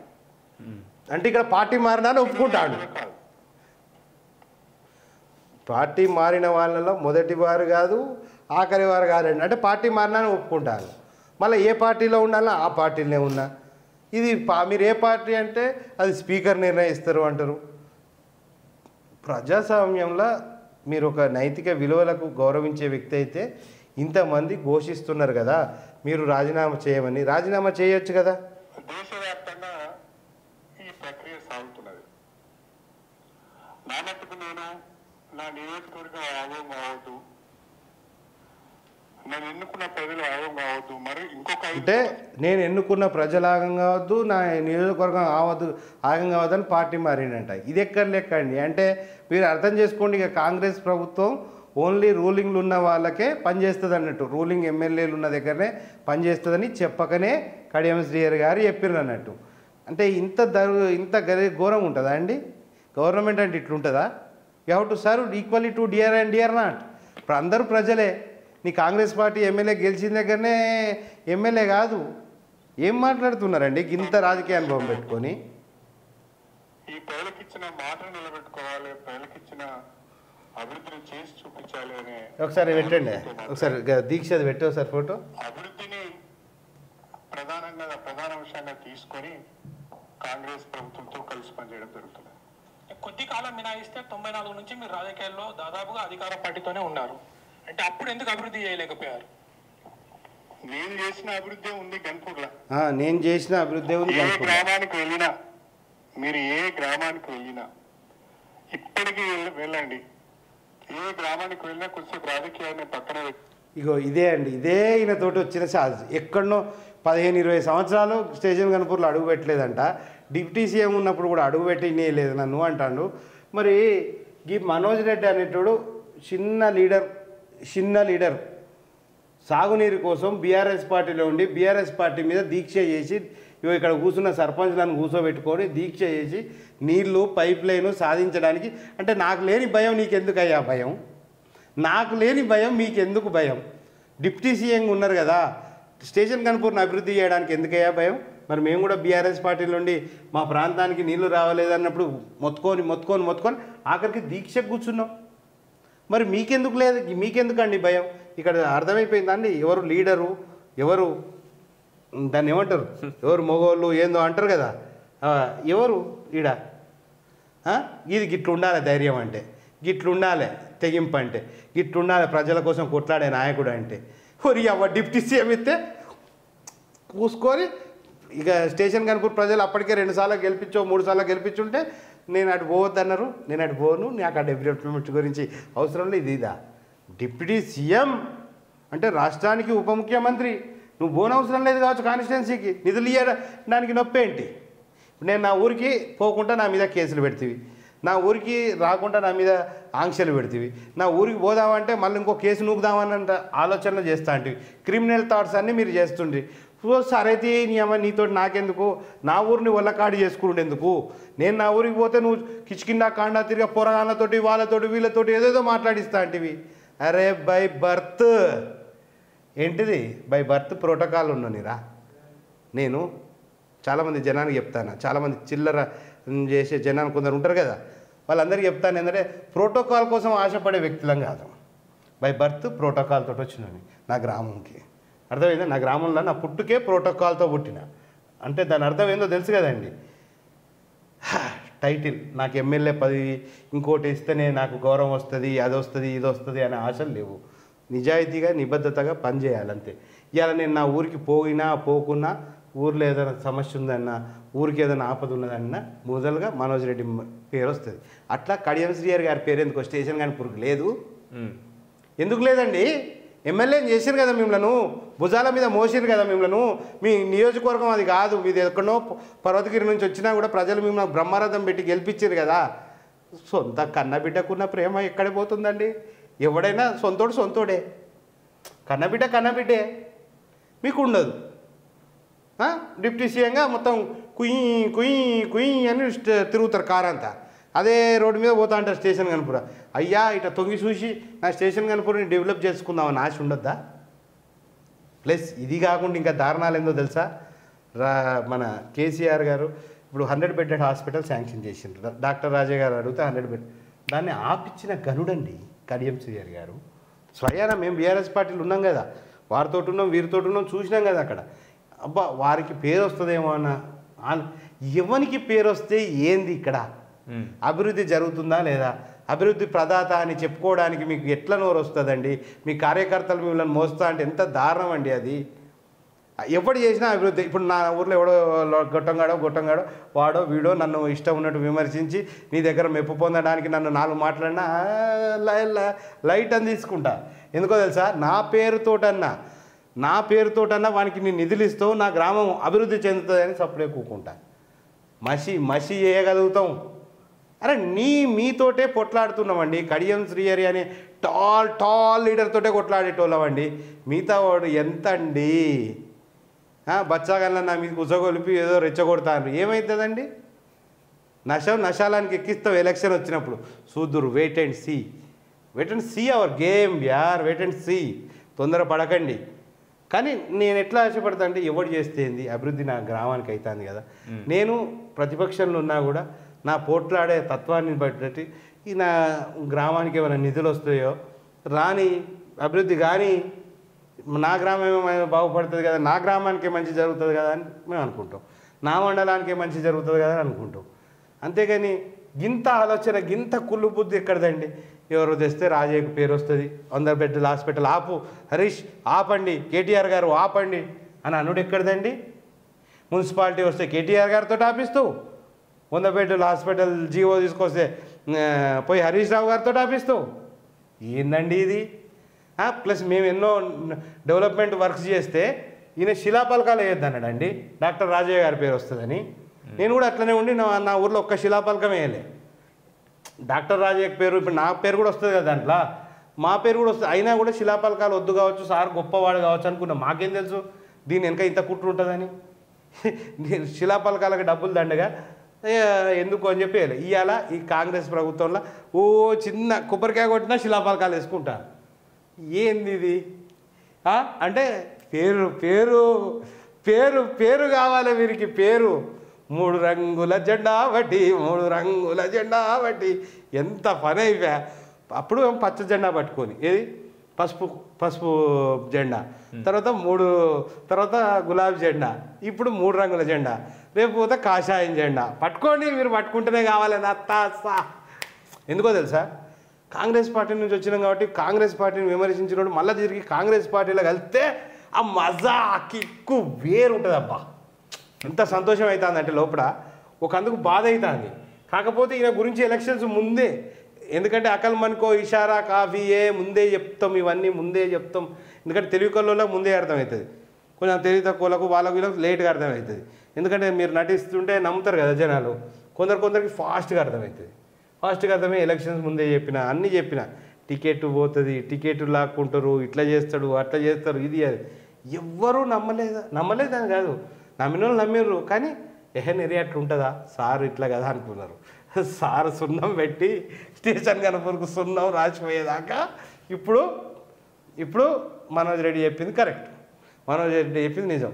ఇవాళ ఇంకోటి 100% సంతోషపడాల్సిన విషయం ఏంటంటే, ఇవాళ నా గొంతును ఆపేసిండ్రు శ్రీహరి గారు. నా గొంతునైతే నలిపేసిండ్రు, ఆపేసిండ్రు.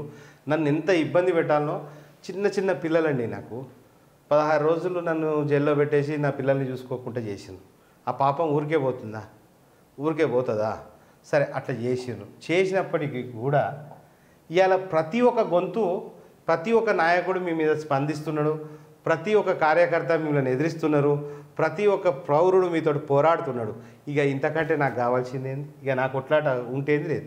ఇట్లా పెట్టింది జైళ్ళలో పెడితే ఇట్లా పూలదండలతోటి సత్కరించి, ఇట్లా స్వాగతించి, ఇట్లా లీడర్ని తయారు చేసినాం.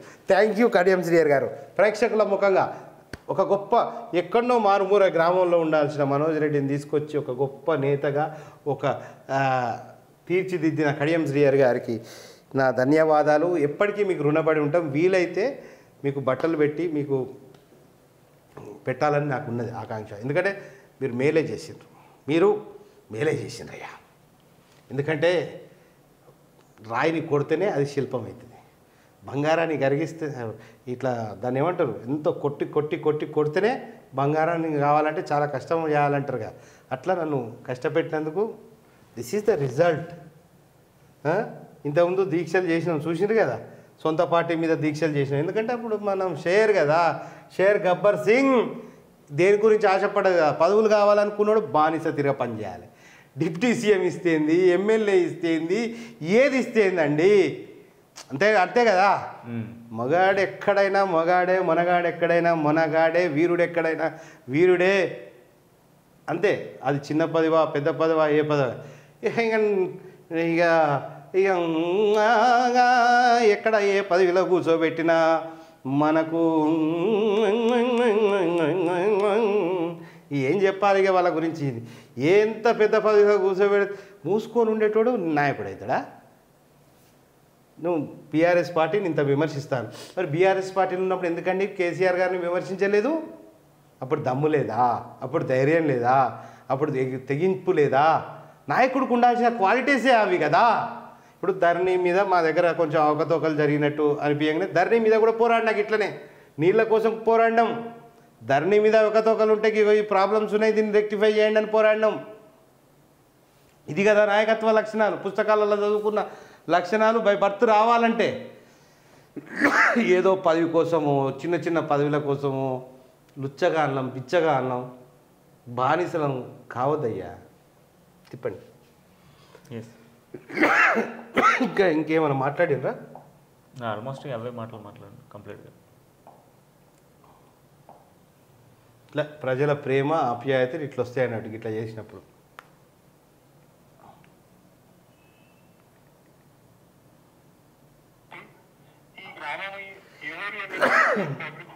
ఇప్పుడు ఇంకోటి ఇదంతా చూసిన తర్వాత ఏమనిపిస్తుంది అంటే,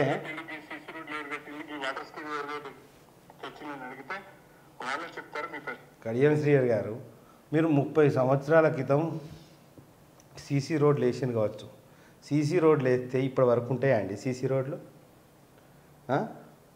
ఆ సీసీ రోడ్ల మీద మళ్ళీ ఇప్పుడు సీసీ రోడ్లు మీ అల్లుడు గారితో వేయిస్తారు. మరి ఎట్లా అండి? ఇప్పుడు 800 కోట్ల నిధులు వచ్చినాయి. 800 కోట్ల నిధులు ఎందుకు వచ్చినాయి? 800 కోట్ల నిధులు ఎందుకు వచ్చినాయి? బై ఎలక్షన్స్ వస్తాయి కాబట్టి వచ్చినాయి అనుకుందాం. ఆ కాంట్రాక్ట్లు ఎవరికి వస్తున్నాయి? అక్కడ దాన్ని ఏమంటారు, రెడీమిక్స్ ప్లాంట్లో వాడే సిమెంట్ని ఏమంటారు, ఆ సిమెంటు, ఆ కంకర, ఇవన్నీ ఎక్కడి నుంచి వస్తున్నాయి? ఎవరి జేబులకు పైసలు పోతున్నాయి? ఎవరికి పనులు వస్తున్నాయి? ఇవన్నీ ఆలోచిద్దాం. ప్లస్ ఆ రోడ్లు వేసిన రోడ్లు క్వాలిటీ ఎట్లున్నాయి? మీరు ఆర్టీఏ యాక్ట్ ఏమన్నారు కదండి, దయచేసి కడియం శ్రీహరి గారు నా మీద కేసులు పెట్టా అంటే, ఎందుకంటే మరి నాకు భయం అవుతుంది. మీరు నా మీద కేసులు పెడితే నాకు భయం అవుతుంది. నాకెందుకు, నా కుటుంబం ఉన్నది కదా, నా కుటుంబాన్ని నేను మంచిగా చూసుకోవాలి, నా కుటుంబం, నా పిల్లల కోసం నేను బతకాలి. ఇంకా ప్రజల జీవితంలో పోరాడి జైళ్ళు పోయి ఈ ఎట్లా అండి? మీరు రాజయ్య గారితో పోట్లాడుకోండి, కానీ నాకు అవకాశం ఇస్తేనైతే నేను అన్నీ తిన్నాయి తాగినాయి అన్నీ కక్కిస్తా. ఎందుకంటే ఆ రోడ్డు వేసే రోడ్డులో నాణ్యత ఎంత ఉంది, ఈ రోడ్డుకు పాడిన రెడీమిక్స్ ఎక్కడి నుంచి వచ్చింది అన్న దాని నుంచి నేను ఆర్టీఏ యాక్ట్ తీస్తా, ల్యాబ్ నుంచి రిపోర్ట్లు తీసుకొస్తే జడ్జనకర జనారే ఈ కాంట్రాక్ట్ ఎవరికి వచ్చింది, ఈ కాంట్రాక్టర్ ఎవరు, ఈ కాంట్రాక్టర్ వెనుక ఎవరు ఉన్నారు, రేపు ఈ పైసలన్నీ ఎలక్షన్కి ఎలా వస్తున్నాయి, ఇవన్నిటి గురించి ఎపిసోడ్స్ తీస్తామండి.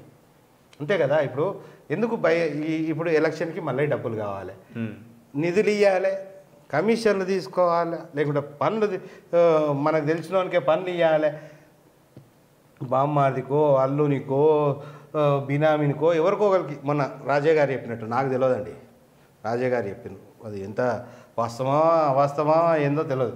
మళ్ళీ దాంట్లో నుంచి ఆ 800 కోట్ల నుంచి 10% అంటే ఎంతండి? 10% అంటే 80 కోట్లు అయితే అయినాయి అనుకోండి. అవి రేపు ఎలక్షన్లో పెట్టాలి, మళ్ళీ గెలవాలి. ప్రజలు అమ్ముడు పోయే గొర్రెలు కదా, పైసా పేకో తమాషా దేకో, అవసరం ఉంటే ఈ పార్టీ కాకుండా ఇంకో పార్టీ, ఈ నిధులు ఇట్లా కాకుంటే ఇంకో పార్టీకి అక్కడ టికెట్ కొనుక్కుంటాం, ఎక్కడ గెలుపుంటే అక్కడనే ఉంటాం, ఎక్కడ మలుపుంటే అక్కడనే ఎదురుగుతాం. ఇదేనా మంత్రం మనది? ఓకే, ఇక చాలా ఉన్నాయి చెప్పాలంటే, ఇక ఏమి చెప్తాం. ఒక్కొక్క దానికి ఇదంతా కాదు. కానీ మనం స్టూడియోలో కూర్చుందాం సార్, కడియం శ్రీహరి సారు నేను స్టూడియోలో పోయి కూర్చుంటే నేను అడిగిన దానికి సమాధానం చెప్పండి. అక్కడ విలేకరులు ఈ మధ్య కొంచెం ధైర్యంగా వారిని ప్రశ్నించారు. వారు విలేకరులను కూడా డామినేట్ చేసి విలేకరుల మీద ఏందా ప్రశ్న ఇట్లా అడుగుతారా, ప్రశ్న అట్లా అడగాలని విలేకరులకు చెప్తారు. పాపం వణికిపోతారు. 500కు 1000కి ఆశపడిన విలేకరులు వాళ్ళు ఉంటారు. కాబట్టి ఇవాళ శబాష్, ఇవాళ ప్రశ్నలు కొద్దిగా ధైర్యం, చైతన్యం వచ్చింది, జనాలలో చైతన్యం వచ్చింది, విలేకరులకు గొంతొచ్చింది, జనాలలో చైతన్యం వచ్చింది. ఇదే మన కళ్ళతో చూడాలనుకున్నాం, చూసినాం.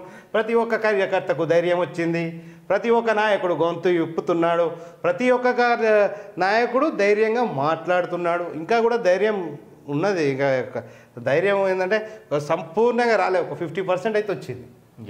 50% అయితే నాయకుల ధైర్యాలు వచ్చింది. ఎక్కడైనా ప్రశ్నించండి. మీకు ప్రశ్నిస్తేనే ప్రజాస్వామ్యంలో ప్రశ్నించడం అనేది మన హక్కు. ఎవరికి భయపడకుండా ప్రశ్నించినప్పుడే మనకు పరిపాలన అనేది సక్రమంగా జరుగుతుంది. ఈరోజు కడియం శ్రీహరి గారు నేను చెప్తున్నా కదా, ఒక గొప్ప నాయకుడే, ఇంతకుముందు గతంలో అన్ని మంచి నాయకుడే, మచ్చలేనటువంటి వ్యక్తి మీద ఇలా ఇట్లా డాంబర్ కొట్టినట్టు అయిపోయింది. మొత్తం ఇట్లా డాంబర్ పోసినట్టు అయిపోయింది, మొత్తం మరకైపోయింది. ఎందుకంటే పార్టీ మారుడు ఇట్లా చేస్తారని ఎవరు ప్రజలు కూడా అనుకోని ఇప్పుడు తప్పు చేసేటోడు ఎప్పుడు తప్పు చేస్తాడండి, ఇక వాడు అంతేరా భయ అని వదిలేస్తారు. తప్పు చేయనోడు ఒక్కసారి తప్పులో దొరికిండే అనుకో, కథం జీవితం మటాష్. అట్లా ఎంతో ప్రజలు ఎక్స్పెక్ట్ చేసిన వ్యక్తి ఇలా చేసుడు, ఇట్లా పోవుడు, ఇట్లా చేసుడు ఏంటంటే అందరికీ స్టేషన్ గన్పూర్ ప్రజలైతే తట్టుకోలేకపోతారు. ప్లస్ ప్రజల కంటే ముందు గెలిపించిన కార్యకర్తలు, బీఆర్ఎస్ కార్యకర్తలు వాళ్ళ జీవితాలన్నీ ఆగం చేసినాం. మీ బిడ్డ జీవితం, మీ బిడ్డ ఎంపీ అయింది, మీకు ఇప్పుడు ఎన్ని తిట్లు తిన్నా, ఏం చేసినా, ఏమున్నా, still your daughter is an MP. What you have achieved, మీరు ఏదైతే అనుకున్నారో అది చేసేసిండ్రు. మీరు ఏదైతే మీ బిడ్డను లాంచ్ చేయాలనుకున్నారో, ఎంపీ చేయాలనుకున్నారో చేసేసిండ్రు. ప్లస్ ఈ అన్నిటి విషయంలో గెలిచింది ఎవరంటే మీరే, కడియం శ్రీహరి గారే గెలిపి. ఇక్కడ స్టేషన్ గన్పూర్ ప్రజలు కాదు, అందరినీ గొర్రెలను చేసి పారేసిండ్రు ఒకటే దెబ్బకు. అంతా బక్రాగా అలా అయిపోయారు. వారు మాత్రం అనుకున్నది సాధించారు. ఇదివరకు ఎన్నిసార్లు ఏ పదవి దేనిల నుంచి ఎట్లా మారినా కూడా వాళ్ళ పదవుల మీద ఉన్నారు. 30 సంవత్సరాల నుంచి కదయ్యా మీరే పదవులలో ఉన్నారు. ఇంకొక యువకులు రాకూడదా? ఇక వేరే కుటుంబం రాజకీయంలోకి రాకూడదా? చెప్పండి. మళ్ళీ మేమే వస్తాం అంటే మిగతా వాళ్ళకి ఎక్కడ అవకాశాలు ఇచ్చారు చెప్పండి అయ్యా. ఓ 10 మంది పేర్లు చెప్పండి మన నియోజకవర్గంలో నేను చేయబట్టి ఈ పలానా లీడర్ ఇట్లున్నాడని. అంతా రాజయ్య గారి దగ్గర పెరిగిన వాళ్ళే కదా, అంతా రాజయ్య గారు తీర్చిదిద్దిన నాయకులే కదా. ఇలా మీ పక్క పంటి కూర్చున్న వాళ్ళంతా ఒక్కలన్నా మీరు తయారు చేసిన నాయకుడు ఉన్నాడు అదంతా. ఒక్కడిని చూపెట్టండి సార్. నాకు అప్పటి నుంచి నేను 30 ఏళ్ళ సర్వీస్ నుంచి ఉన్న 30 ఏళ్ళ నుంచి ఉన్న నాయకుడిని రాజయ్య గారి దగ్గర ఉన్న నాయకుడు కాకుండా మీ సొంతగా మీ బాట పట్టుకున్న నాయకుడు 30 ఏళ్ళ క్రితం ఉన్న నాయకుడిని ఇప్పుడు చూపెట్టండి ఒక్కరు. నాయకులను ఆవాహయామి అంటారు. మాలాంటి వాళ్ళు పోనీ ఇట్లా స్టూడియో పెట్టుకోనో ఏమన్నా మా పనోళ్ళ దగ్గర నుంచి కూడా ఆవాహయామి, మా ఎంప్లాయీస్ని కూడా ఆవాహయామి అని గుంజుకుంటారు. ఇది ఎక్కడి కథయ్యా?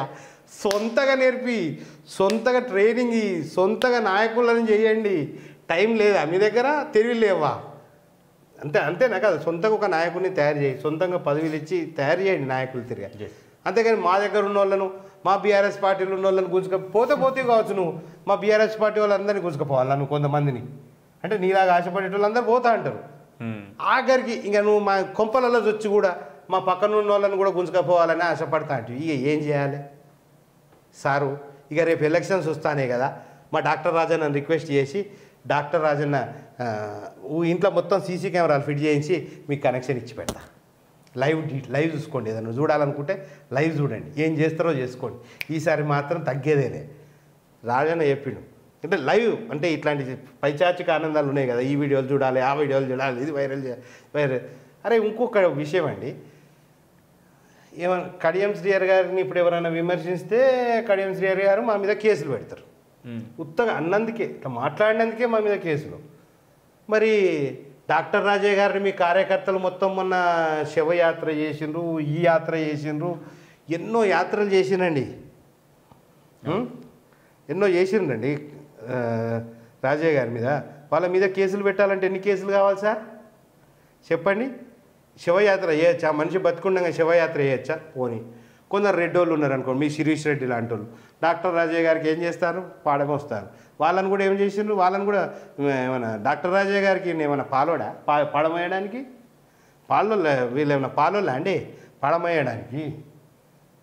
లేకుంటే వీళ్ళ చుట్టాలా ఏమన్నా? లేకుంటే వీళ్ళు ఎస్సీలా ఏమన్నా?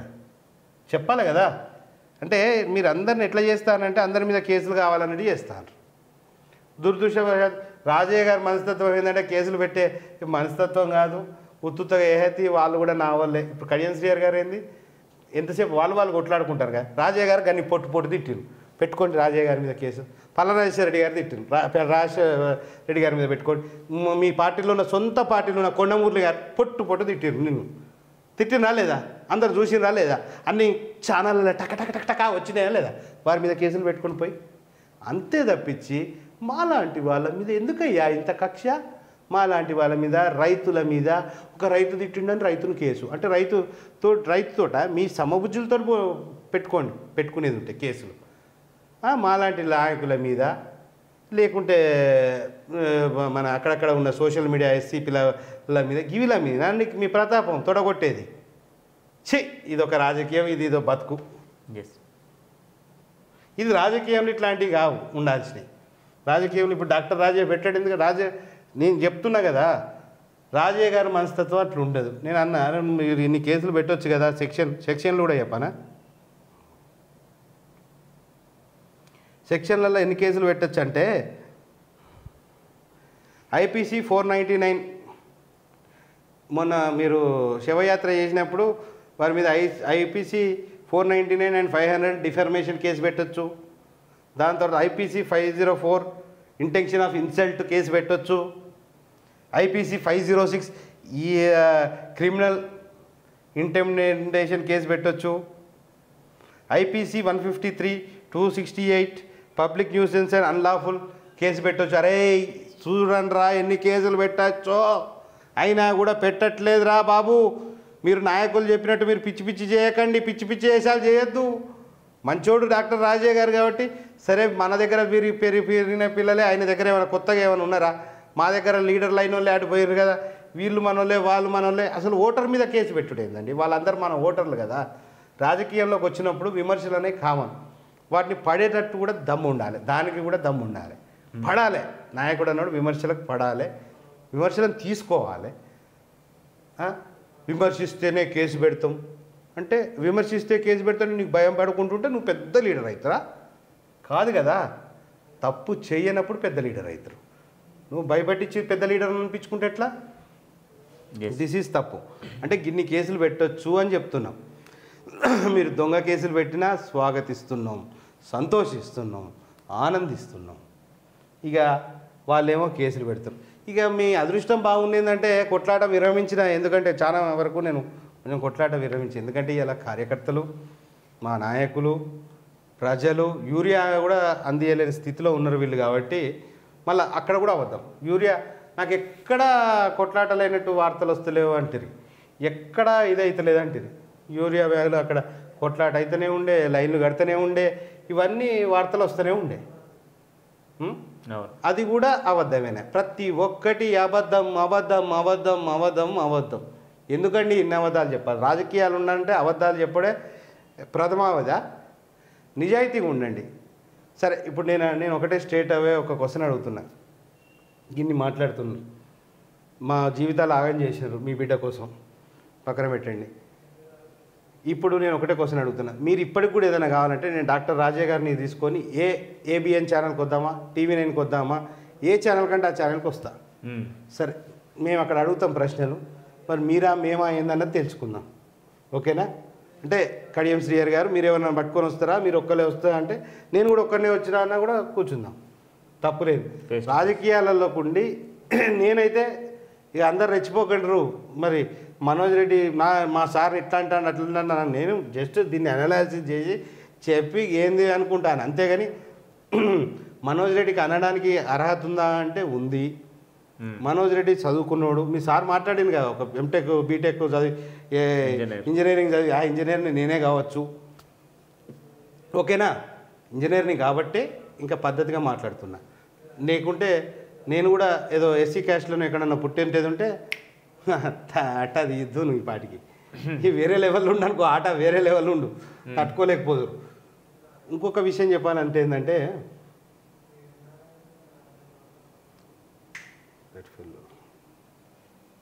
అయితే మనం ఇవి మాట్లాడుతున్నాం, మాట్లాడడానికి నా దగ్గర నిజాయితీ ఉందా, నిబద్ధత ఉందా, అవి లేనివాడు మాట్లాడలేడు ఫస్ట్ ఆఫ్ ఆల్. ప్లస్ రాజకీయాలకు వచ్చి మరి ఆస్తులు పొడగొట్టుకున్న వాళ్ళం, ఏదో ప్రజలకు చేద్దామనో లేకుంటే మా మంచితనమో ఏదో కావచ్చు, చిన్న పోస్టులలో ఉన్నా కూడా మేము ఏదో సర్వీస్ చేద్దామని చెప్పి చేసిన వాళ్ళు చాలామంది ప్రజలకు తెలుసు. ఎవరైనా గుంటనక్కలు అటు ఇటు మమ్మల్ని విమర్శించి కడియం శ్రీహరి గారు మెప్పు పొందుదామనుకుంటే కడియం శ్రీహరి గారికి కూడా తెలుసు మేము చేసిన ఏంది అని. మాకు విమర్శించడానికి సర్వ హక్కులు ఉన్నాయి, ఎందుకంటే మేము బీఆర్ఎస్ పార్టీ కార్యకర్తలం. వారిని భుజానేసుకొని గెలిపించుకున్నందుకు మాకు ఆ హక్కు ఉంది. నీతి నిజాయితీ నిబద్ధత మా దగ్గర ఉన్నది కాబట్టి మాకు హక్కు ఉంది. రాజకీయాలలో ఆస్తులు సంపాదించుకున్న వాళ్ళం కాదు, ఆస్తులు పొడగొట్టుకున్న వాళ్ళం కాబట్టి నాకు ఆ హక్కు ఉంది. ఏదైనా ముక్కు సూటిగా మాట్లాడతా, ఏ అధికారంలో ఉన్నా ప్రతిపక్షంలో ఉన్నా ప్రజలకు మేలు జరిగేటట్టే మాట్లాడతా కాబట్టి నాకు ఆ హక్కు ఉంది. అర్థమైందా? నా తిరిగి ఉండాలంటే వాడు ఉండాలంటే కష్టం అండి, ఎందుకంటే పదవులకు ఆశించినోడు రాజకీయంలో ఉండి పదవులకు ఆశించినోడు ఇట్లా మాట్లాడాలంటే మాట్లాడలేడు. సరే, కొద్దిగా ఎక్కడ వెనుకకు తగ్గుతుంది ఏంటంటే మా పార్టీలోనే కొన్ని వెన్నుపోటుదారులు కొంత చిల్లర మాటలు మాట్లాడి బ్యాక్ స్టాపింగ్ చేసేవాళ్ళు, నా ఎదుగుదలను ఓర్వని వాళ్ళు, ఎందుకంటే మాది ఇది అది అని చెప్పేవాళ్ళు ఉన్నారు. కాబట్టి ఆర్థికంగా కూడా నా దగ్గర కొద్దిగా అవతల దగ్గర 100 కోట్లున్నా నా దగ్గర 1 కోటి రూపాయలు ఉంటాయి చాలు మటాష్. వాడు 100, నేను 1 కోటి. ఇప్పుడు మనం దానానికి కూడా ఒక హద్దు ఉంటుంది. మనం దానంగా చేసింది త్యాగం చేసి పాడేసినాం. జీవితం వెనక చూసుకునేది ఉంటే నేను చేసేది దానం కాదు, త్యాగం అన్నది అర్థమైపోయింది. ఏం లేదు, ఆడ మొత్తం ఒడిసిపోయింది. అప్పుడు తెలిసి వచ్చింది, రియలైజ్ అయింది, just we have to earn before spend అని చెప్పి మళ్ళా మొదటికి వచ్చిన. సో బీఆర్ఎస్ కార్యకర్తలారా, షబాష్, what you are doing, hats off to you. రాజన్నకు కూడా సూపరు. రాజన్న జాగ్రత్తగా ఉండండి, కార్యకర్తలు జాగ్రత్తగా ఉండండి. మనోధైర్యాన్ని ఎక్కడ కోల్పోకండి బీఆర్ఎస్ కార్యకర్తలు. ఇవన్నీ నేర్చుకున్నారు కదా ఆ శత్రువుతోటి భలే అనిపిస్తుంది. పోస్ట్ కార్డులు పంపిస్తున్నారు, పోస్టర్లు అతికిస్తున్నారు, మైకులు పట్టుకొని మాట్లాడుతున్నారు, ఏమనాలో అది అనేస్తున్నారు. నా మాట మీ గొంతుల ప్రతి ఒక్కరి గొంతులా వింటున్నందుకు సంతోషంగా ఉంది. Yes my team. నేనేంటంటే రాజకీయాల లేదా పోస్టులకు ఆశించే వ్యక్తిని కాదు, ఆ వ్యక్తిత్వం నాది కాదు. మొదటి నుంచి చెప్తున్నా, పోస్ట్ ఆశించేది ఉంటే రామరెడ్డి వెంకటరెడ్డి గారితో ఉన్నప్పుడే ఏ పదవి కావాలంటే ఆ పదవి తీసుకోవచ్చు. ఎందుకంటే మా పెద్దనాన్న వారు అప్పుడే నేను మంత్రి గారితో ఉన్నా కాబట్టి ఏ పదవి అంటే ఆ పదవి తీసుకునేటోని. సరే చిన్నగా జెడ్పీటీసీలో ఎంపీటీసీలో ఇంకోటో కావాలని ఆశించేటోని అసలే కాదు. ఎందుకంటే అది అర్థం చేసుకోండి, నా మండలి మంచిగా ఉండాలి, నా మండలి అందరూ కలిసికట్టుగా ఉండాలి, నా వర్గం కావద్దు, నా ఊరిలో నా మండలిలో కూడా వర్గాలు కావద్దు, నా పార్టీలో చీలిపోవద్దు అనడానికి ఎవడో ఒకటి తగ్గాలి. దానికి తగ్గేది మనోజ్ రెడ్డి మొదలుంటాడు, త్యాగం చేయడానికి మనోజ్ రెడ్డి మొదలుంటాడు. వర్గాన్ని అయితే కానీ త్యాగాన్ని అయితే చేస్తా కానీ వర్గాన్ని అయితే కానీ, ఇదే నా నినాదం. అందరూ కలిసికట్టుగా ఉండండి. ఎందుకంటే మన శత్రువు ఎంత కాదన్న బలవంతుడే. ఇలా కొద్దిగా అతలాకుతలం సమాధానం చెప్పని స్థితిలో ఉన్నాడు కానీ ఒకప్పుడు బలవంతుడే. ఇవాళ ఏంటంటే ప్రశ్న ఇలా ముఖంలో నెత్తురు లేనట్టుగా అవపడుతుంది. ఎంతైనా మా పాత గురువు గారు కాబట్టి నాకు కూడా కొద్దిగా పాపం అనిపించింది. ఎందుకంటే దాంట్లో ఏంటంటే ఆ ఘాటు లేదు. ఆ ప్రెస్ మీట్లో కూడా రాజయ్య గారు వీరిని ఘాటుగా విమర్శించారు కానీ వీరు పెద్దగా ఏమి చెప్తారండి, ఏమని చెప్పుకుంటారు. ఏది చేయబోతే ఇటు చేయబోతే అటు అవుతుంది, అటు చేయబోతే ఇటు అవుతుంది, ఏదో అనుకుంటే ఏదో అవుతుంది కథ. అనుకున్నది ఒక్కటి అయినది ఒక్కటి, బోల్తా కొట్టింది రో బుల్బుల్ పెట్ట అన్నట్టు ఓ పాట గుర్తొస్తుంది. ఇట్లా పాపం అనిపిస్తుంది ఒక విధంగా చెప్పాలంటే. సో ఇదండి స్టేషన్ గన్పూర్ కథ. ఏదైనా ఉండేది ఉంటే నాలాంటి డిబేట్కి పిలిపిస్తే ఎనీ ఛానల్ వీరి వర్గాన్నో వీరినో పిలిచినప్పుడు నేను అడిగిన ప్రశ్నలకు లేకుంటే మీరు అడిగిన ప్రశ్నలకు వాళ్ళ సమాధానం చెప్తే నేను దానికి కౌంటర్ అటాక్ ఎట్లా ఇస్తా అన్నది చూద్దాం. ఎందుకంటే వాస్తవాలు ఇప్పుడు తప్పు చేసుడే పెద్ద తప్పు, మళ్ళీ కాలర్ ఎగరేసుడు ఇంకా పెద్ద తప్పు. తప్పు చేస్తారు, కాలర్ ఎగరేస్తారు. What is this? మీ కార్యకర్తలు సొక్కం పూసలు, ఏం సొక్కం పూసలు అండి? ఇప్పుడు నా మనోజ్ రెడ్డిని ఎదుర్కోవాలంటే మనోజ్ రెడ్డి అంత నీతివంతుడై ఉండాలి. అట్లాంటి వాళ్ళతో కొట్లాడించు. ఊస్తే పోయి ఊరవతల పడేటంతో కొట్లాడాలంటే వాట్ ఈజ్ దిస్ సార్? కొంచెం గట్టోళ్ళని తీసుకురండి. నీతి, నిజాయితీ, ధర్మం, చట్టం, న్యాయం ఏంది అట్లాంటి మంచి వాళ్ళని తీసుకురండి. మంచి వాళ్ళని లీడర్షిప్ ఎంకరేజ్ చేయాలని చెప్పి కోరుకుంటున్నా. సరే ఫ్రెండ్స్, ఎనీవే బీఆర్ఎస్ కార్యకర్తలకు అందరికీ మీరు చేస్తున్న యాక్టివిటీస్ చాలా బాగున్నాయి. లెటర్స్ చూస్తున్నాం, అదేవిధంగా పోస్టర్స్ చూస్తున్నాం, మాటలు చూస్తున్నాం, తూటాల్లా వెళ్తున్నాయి. ఆ తూటాలకు ఏమవుతారో కొంచెం జాగ్రత్త. శత్రువులు ఇప్పటికే ఎన్నో రచ్చ రంబోలా చేస్తాను. ఏది చేసినా వర్కౌట్ అయితే లేదు. మొన్న ఒక చిన్న విషయం చెప్తాను. పడుకున్న గుర్రాన్ని లేపి తన్నించుకున్నట్టయితే రాజయ్య గారు పాదయాత్రని అడ్డుకున్నారండి. అడ్డుకున్న వాళ్ళు అడ్డుకోవాలి మొత్తానికి. అడ్డుకుంటే ఏమైంది? అది బాంబాస్ట్ అయింది. ఏది చేసినా తిరిగి మళ్ళీ వాళ్ళకే బ్లాస్టింగ్ అవుతుంది. మళ్ళీ తర్వాత ఎత్తి కొట్టుకుంటానట. అరే మనమే అనవసరంగా పాదయాత్రను ఫుల్ సక్సెస్ చేసిండ్రు.